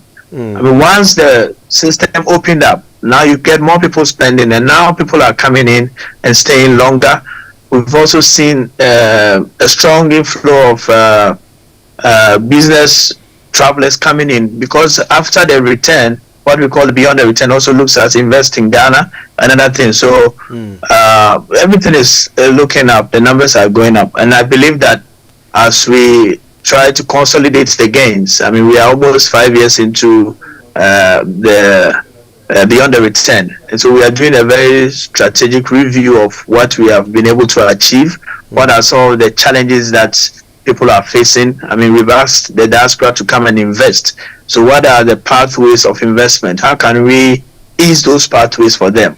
I mean, our visa regime, how can we make it easier for people wanting to come to Ghana to just pick up their bags and come? I mean, other countries are doing it, Rwanda, Senegal, South Africa, and so we need to also be quite aggressive in that approach. When people come in and they want to invest, what are the easier options for them so that it doesn't become a bottleneck? They come, they want to invest, and you have to go through so many regulations and bureaucracies. And so those are some of the things that we are reviewing. We have a steering committee that is made up of people from JIPC, the Diaspora Affairs, Office of the President, Private Sector, Pan Affairs Foundation, Immigration, Foreign Affairs. So we are all doing that review to see how do we make sure that 10 years down the line after the return, we've been able to really consolidate our gains and make sure that Ghana reaps the benefit of this, and then we build on from there. Right. Now, so obviously we haven't yet got full figures for 2023. They're still coming in.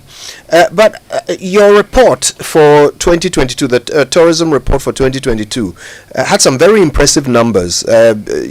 We made some $2.5 billion from tourism in 2022, which would mean that we were actually a bigger tourism nation than Kenya, than Nigeria, than Ethiopia, Mauritius, Tunisia. In fact, we would be tied fourth biggest with Tanzania, beaten only by South Africa, Morocco, and Egypt. Now that's huge. Now this year, there were some new things. You know, we've already heard about how you diversified a little bit, went outside Accra. You know, on your calendar there were events in all parts of the country, just to give people more variety.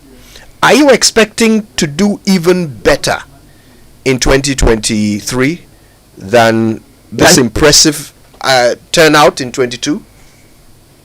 Having place a system.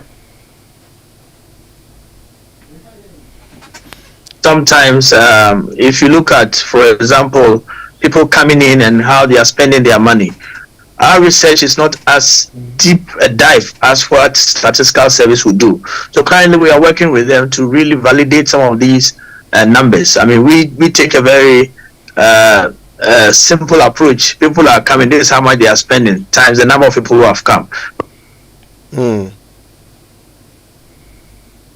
Hello, do we still have I think we're struggling to hear you, Mr. Ajuman. Right. I think we have to work on that. Hello? Yeah, I think we have a bit of internet challenge at your end. So we're struggling to hear. We missed quite a lot of what you just said. If you can recap quickly for us, yeah. I'm saying that we will try and validate some of the numbers that are coming in. So we are currently working very closely. Oh dear. We start the tourism satellite account. This is to look at people coming in, where they are spending their money. They do a deeper dive than what we do, because what we do is to look at where did you come from, what did you spend your money on, and all that. But probably there is some more work to be done on that, and so we'll do that. But in terms of what we do, the numbers are looking good. Like I indicated, we are targeting 1.2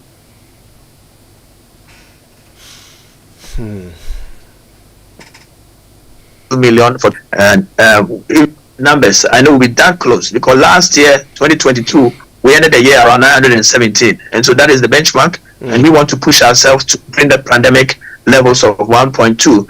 And so the numbers, like I indicated, we will still work with statistical service and immigration to validate some of them. But on the surface of what we saw, events that have come in already, last week we launched with Rampage, the first ever Rampage Africa Carnival that is going to happen in December 2024.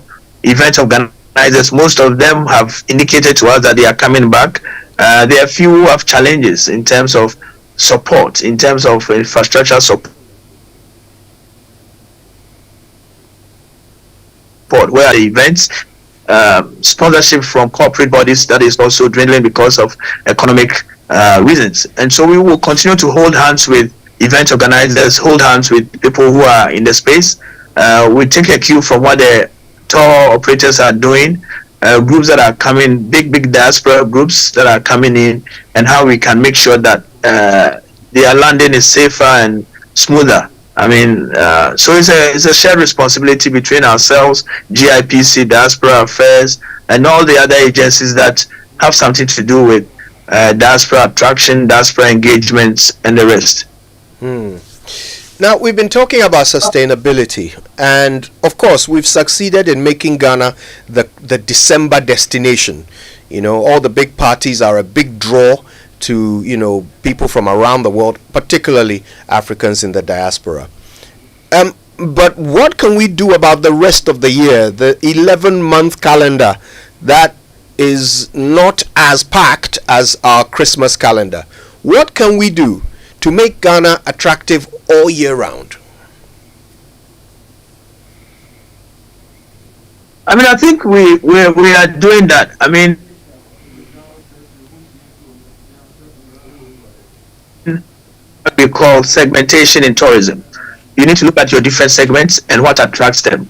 And so, I mean, for example, beginning of the year, we are very aggressive in Europe, but we don't sell the return story in Europe. We sell it within the Caribbean and the North American areas, because that's where our people are. So when you go to the US and tell people to return, you are targeting African Americans. But it's not to say we're not out there in Europe, where we have the Destination Ghana project running. So we have different segments of the market, and you're always better off having peak, I mean, periods where you know that people can come. I mean, every destination tries to do that.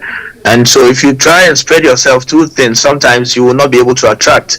And so December in GH, which we launched in 2019, has become the fulcrum for activities involving African diaspora coming in.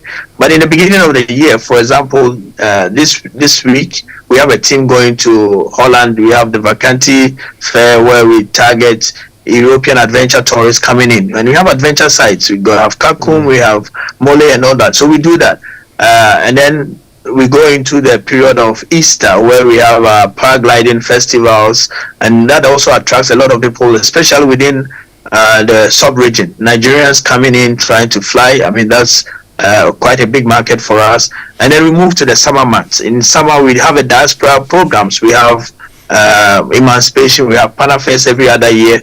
Last year, thanks to Diallo and the African American Association of Ghana, June 10th, which is a big day for in U.S. history, has been added onto the calendar. And so this year we're looking at what can we do around June 10th and then move on to emancipation in July.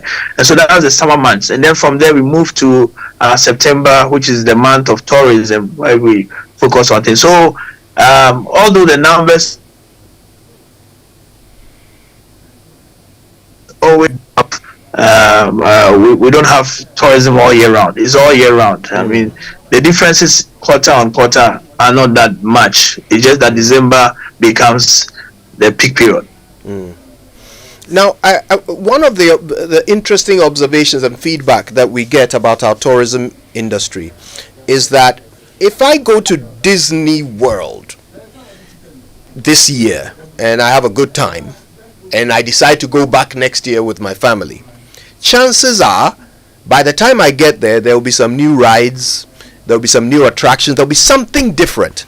If I went to Madame Tussauds, there will be some new waxworks. There is always something evolving and new about the attractions that are most popular around the world.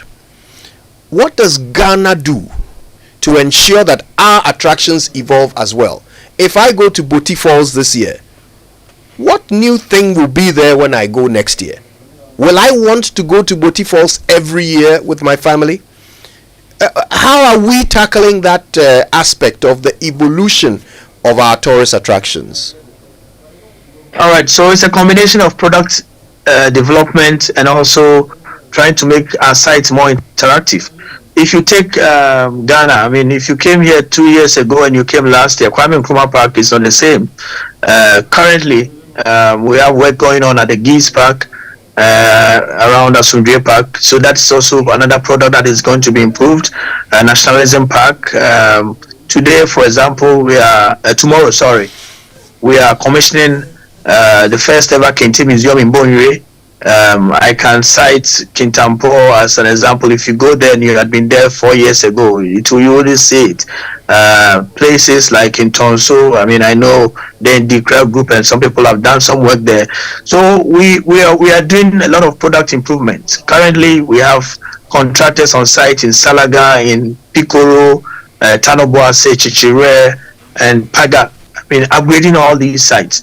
And so the site upgrades are going to continue. I mean, I believe that by the end of 2024, you will see far more additions to our tourism sites and attractions. And we've also tackled the law. I mean, we have an LI that has been passed by Parliament 2393 that really seeks to bring some structure and governance into our tourist sites. So time was when you just have a site and sometimes people fight over sites. We know the case that happened in Kintampo where the youth and the traditional council and the assembly were fighting. The law now says all these bodies have to be brought together into the governance of the tourist sites. So that brings some shared responsibility and brings some meeting of minds into how we can develop these sites.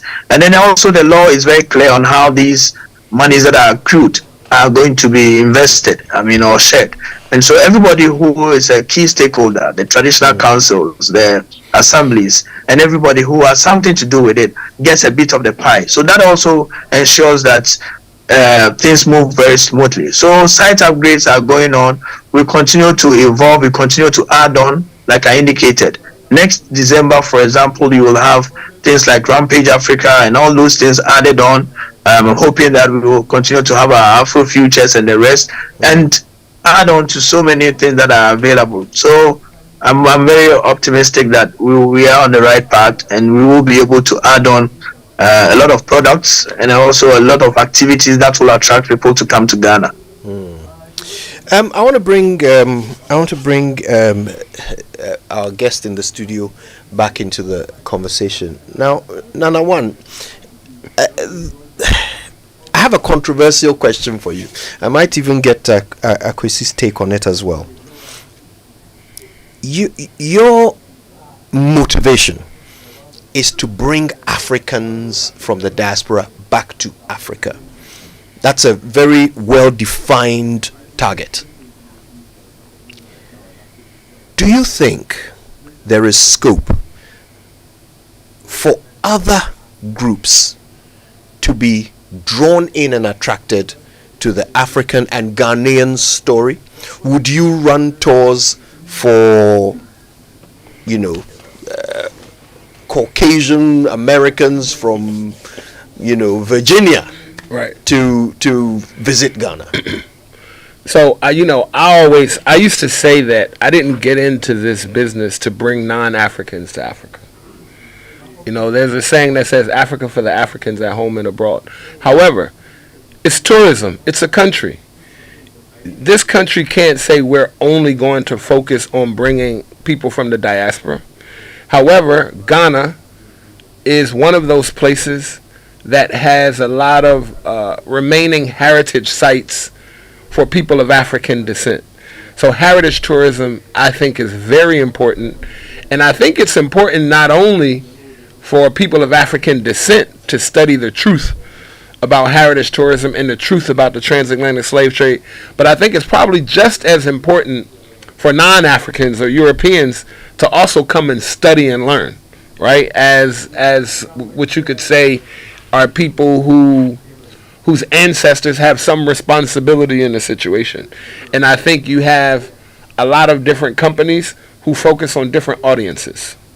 So for us, my particular focus and my audience happens to be people of African descent. So when we create and curate what we call birthright journeys, the idea is that people of African descent get to come and experience their birthright because this is their homeland. So that just happens to be my particular focus. However, there are some people of African descent that we don't bring. Like I said in the beginning, we are blessed to get to pick and choose our customers. So I can't say that there would not be a group of non-Africans that we wouldn't bring. Maybe if it was a group of professors from a specific university who wanted to come and study in Ghana or do things in Ghana to see and know how they would do other things, then maybe we would. So, but I think we have a lot of tourism companies here who are focused on general tourism in Ghana and not just heritage tourism, not just people of African descent. I'm sure Mr. Kwesi Ajman and Ghana Tourism Authority can talk about that. You see a lot of non-Africans come here, go to the north. You see a lot of people come here to study. I mean, I think that there's no country who can afford, or at least in West Africa, to say we're only going to allow this one group of people to go. But you can see I'm the president of the African American Association of Ghana.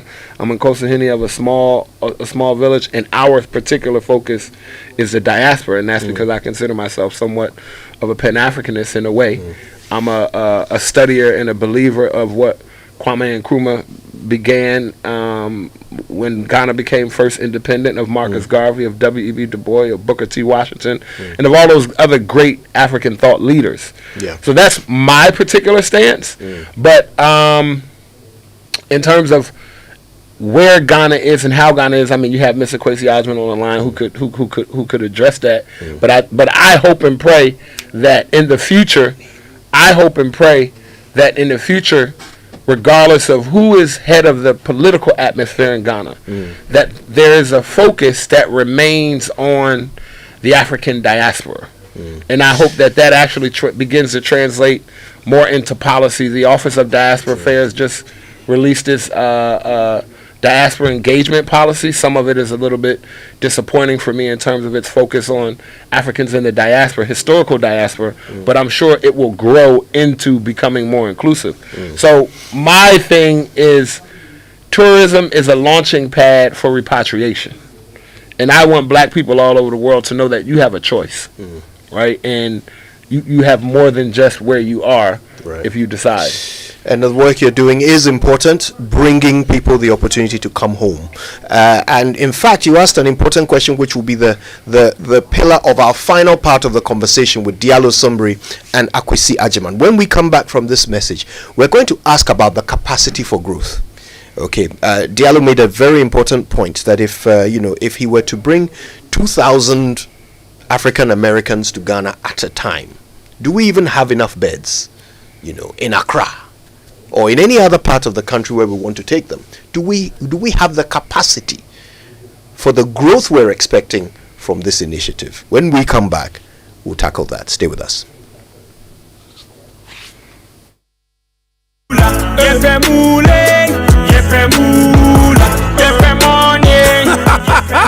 Introducing Pick 4 from Game Park Games, the easiest lottery to play and win. Pick 4 numbers from 0 to 9 up to 3 times a day to become one of our daily winners. More moolah, more power. Play online at www.gameparkgames.com or dial *946# to play. Game Park Games is regulated by the National Lottery Authority, not for persons under 18. Play responsibly. Pick 4 from Game Park Games. More moolah, more power.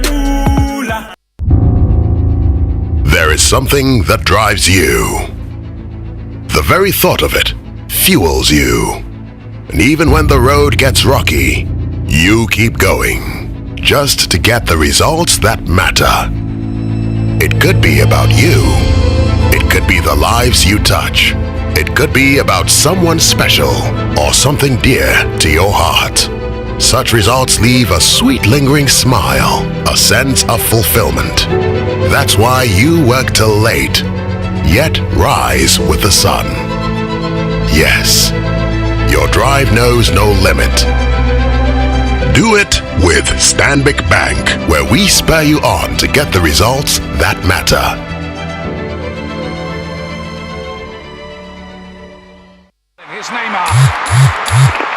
Hello, babe. Hello. Where are you? I'm home watching football. What's up? That reminds me. I heard we are going to Ivory Coast for the AFCON 2024 because I'm tired of watching it on TV.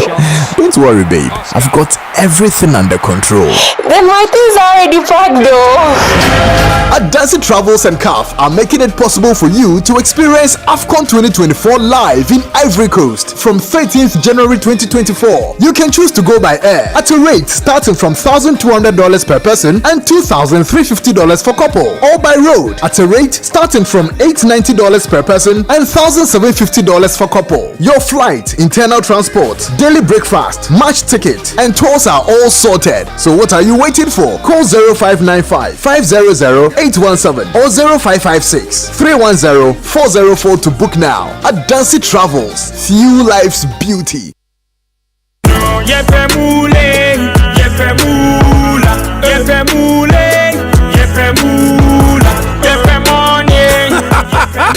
Introducing Pick 4 from Game Park Games, the easiest lottery to play and win. Pick 4 numbers from 0 to 9 up to 3 times a day to become one of our daily winners. More moolah, more power. Play online at www.gameparkgames.com or dial *946# to play. Game Park Games is regulated by the National Lottery Authority, not for persons under 18. Play responsibly. Pick 4 from Game Park Games. More moolah, more power.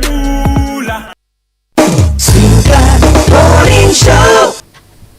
You're welcome back. It's just about 11 minutes to 10. We've been having a very enlightening conversation with Diallo Sumbri and Akwesi Ajiman, assessing the Beyond the Return initiative and how well Ghana is doing, what we can do to be even better at it in the future. And just before we wrap up with our two guests, let me remind you to keep your text messages coming through. As soon as we get a chance, we'll read a few of them. Text messages on the Super Morning Show are brought to you by GCB Bank PLC, GCB Personal Loan. Make that big move and dream a reality.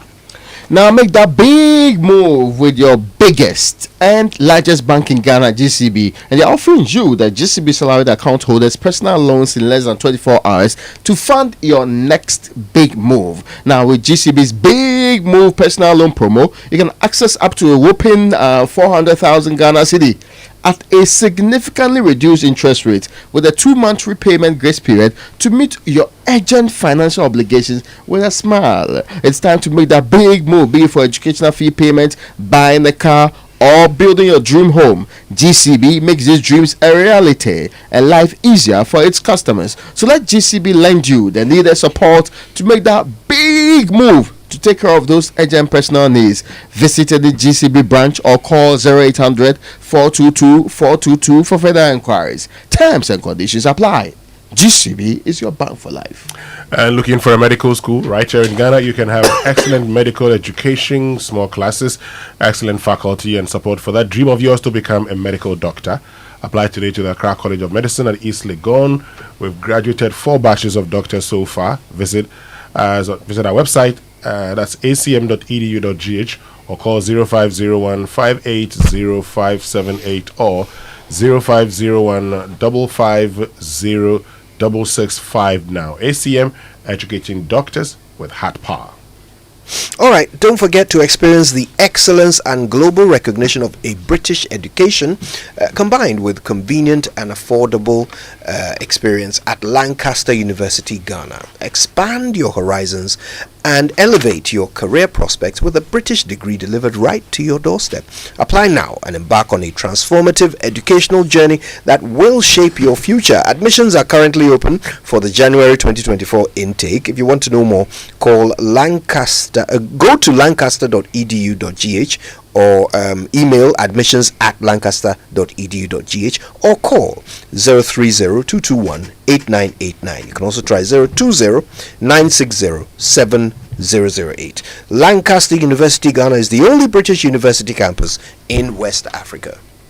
Now, Safari Valley, the #1 eco park in the Republic of Ghana, introduces the Safari Wildlife Experience by creating an environment that fosters the harmonious cohabitation of forest, water, humans, and wildlife such as zebra, sable antelope, llama, wallaby, fallow deer, Patagonian Mara, and many others, where everyone, including Winston, can come and experience these majestic creatures at a starting price of 250 Ghana cedi and free for children up to 6 years, so you have to give birth more. Now, only an hour drive from Accra. It opens from 6 a.m. to 6 p.m. each day. Visit Safari Valley Eco Park with your friends and family today for the thrill of a lifetime. For more information, visit safarivalleyresort.com. Check out Safari Valley on Instagram or call 059 691 4394. Well, when we say insurance that gives you more, we mean more. Your car deserves the best, so get more for your protection with a motor insurance policy from ABSA, underwritten by Hollard Insurance. With a motor insurance policy from ABSA, underwritten by Hollard Insurance, you can choose from our comprehensive third-party or third-party fire and theft policies to ensure that your vehicle stays protected. You also enjoy post-repair inspection, free delivery of your vehicle after repair, free roadside assistance in Accra, Tema, Kumasi, and Sunyani, and more when you sign up for our comprehensive cover. So go on and get more for your protection with a motor insurance policy from ABSA, underwritten by Hollard Insurance. Discover how to get things done at absa.com.gh or the nearest ABSA branch. Terms and conditions apply. All right, now kingdomstoreonline.com is where you absolutely need to go for the very best quality office essentials, equipment, and furniture. Prices are all affordable, and you can pay via Momo across all networks. Free delivery for those in Accra and Tema. Terms and conditions apply. At Kingdom, quality and affordability are their hallmarks. Now, what if I told you that with just 10 Ghana cedi, you can get free tickets, free concert tickets, and shopping vouchers worth up to 500 Ghana cedi to shop at Malcolm or get some buckets of juicy chicken at KFC every week in this new year? Here's what to do. Just take 10 Ghana cedi or more in the Game Pack Games Pick 1 or Pick 4 lottery to be entered into a weekly Saturday raffle for a chance to win big, win big. Regardless of the outcome of your stake, you still win a voucher for yourself. Vouchers are limited, so you can play and play more to increase your chances. And remember to watch the Saturday promo draw on Adum TV at 6 p.m. Dial *946# or visit GamePackGames.com to play now. Terms and conditions apply. Game Pack Games, more moolah, more power. So did you know that MTN Momo now has an app? Well, yes, MTN Momo has a brand new app specially designed to make your Momo experience easier, convenient, and faster. Just download the Momo app on Play Store, App Store on your smartphone and look out for the blue and yellow icon. It's that simple. Momo app allows you to view your statements, pay bills, and so much more. Use the app for your Momo transactions and enjoy a 100% bonus when you recharge using the Momo app. So go on, download the MTN Momo app now and start transacting with a Flex at no data cost. Just Momo it everywhere you go. All right, now let's wrap up our conversation with Diallo Sumbri, President of the African American Association of Ghana, and Nkoswahini of Nyamebeche, which is in the Ekuapem North District, as well as Akwesi Ajiman, who heads the Ghana Tourism Authority. So let's wrap on the idea of sustainability, and we're asking, do we have the capacity for the growth we anticipate? I'll start with you, Akwesi, and give the last word to Diallo, if that's okay. The reason why this question is important is because obviously we talk about the difficulty of tourism infrastructure, the roads that lead to some of our tourist attractions, the quality of accommodation in some parts of the country, the limited choice that people have when it comes to quality accommodation in some parts of the country. Since we want to open up the whole nation, not just Accra, to the world, as these numbers grow exponentially each year, do we have the infrastructural capacity to accommodate all the people we want to say Akwaba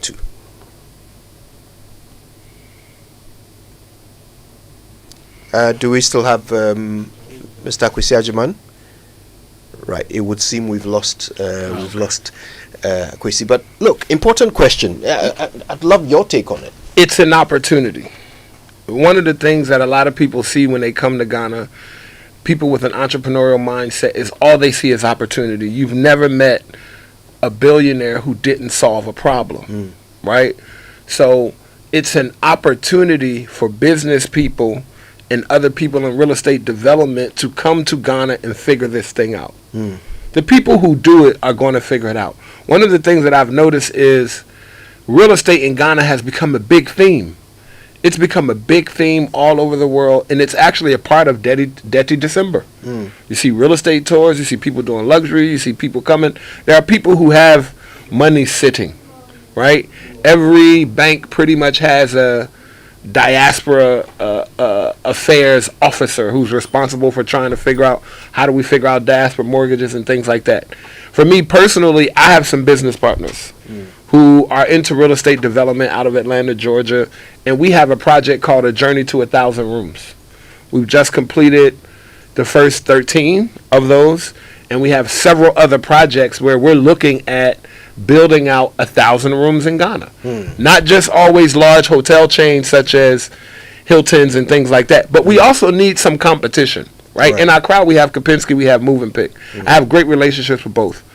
They probably would hate to hear me say that they need competition, but we do, right? We need a Radisson Blue, or we need a Hilton, although Marriott is here. We need some large hotels, but we also need small boutique hotels that are owned by Ghanaians, that are owned by diasporans, that influence the culture in different places around Ghana that will help to increase the capacity. So what you're saying is opportunity. Big opportunity. I love it. I want to say a big thank you to you for spending your morning with us, Diallo Sumbri, President of the African American Association of Ghana. He's also in Nkoswahini at Nyamebeche in the Ekuapem North District. Thank you for having me. This is the first of many conversations with you, I hope. Yes. And big thanks to Akwesi Ajiman for making the time with us. Unfortunately, we lost him at some point there. We want to thank you all for listening. It's been a fantastic show. We're doing more tomorrow. Don't miss any of it. The next voice you will hear, of course, belongs to Hannah Odami with the 10 o'clock bulletin. Well, until we join you again tomorrow, stay on Joy for the duration. My name is Kojo Yankson. I'm the morning.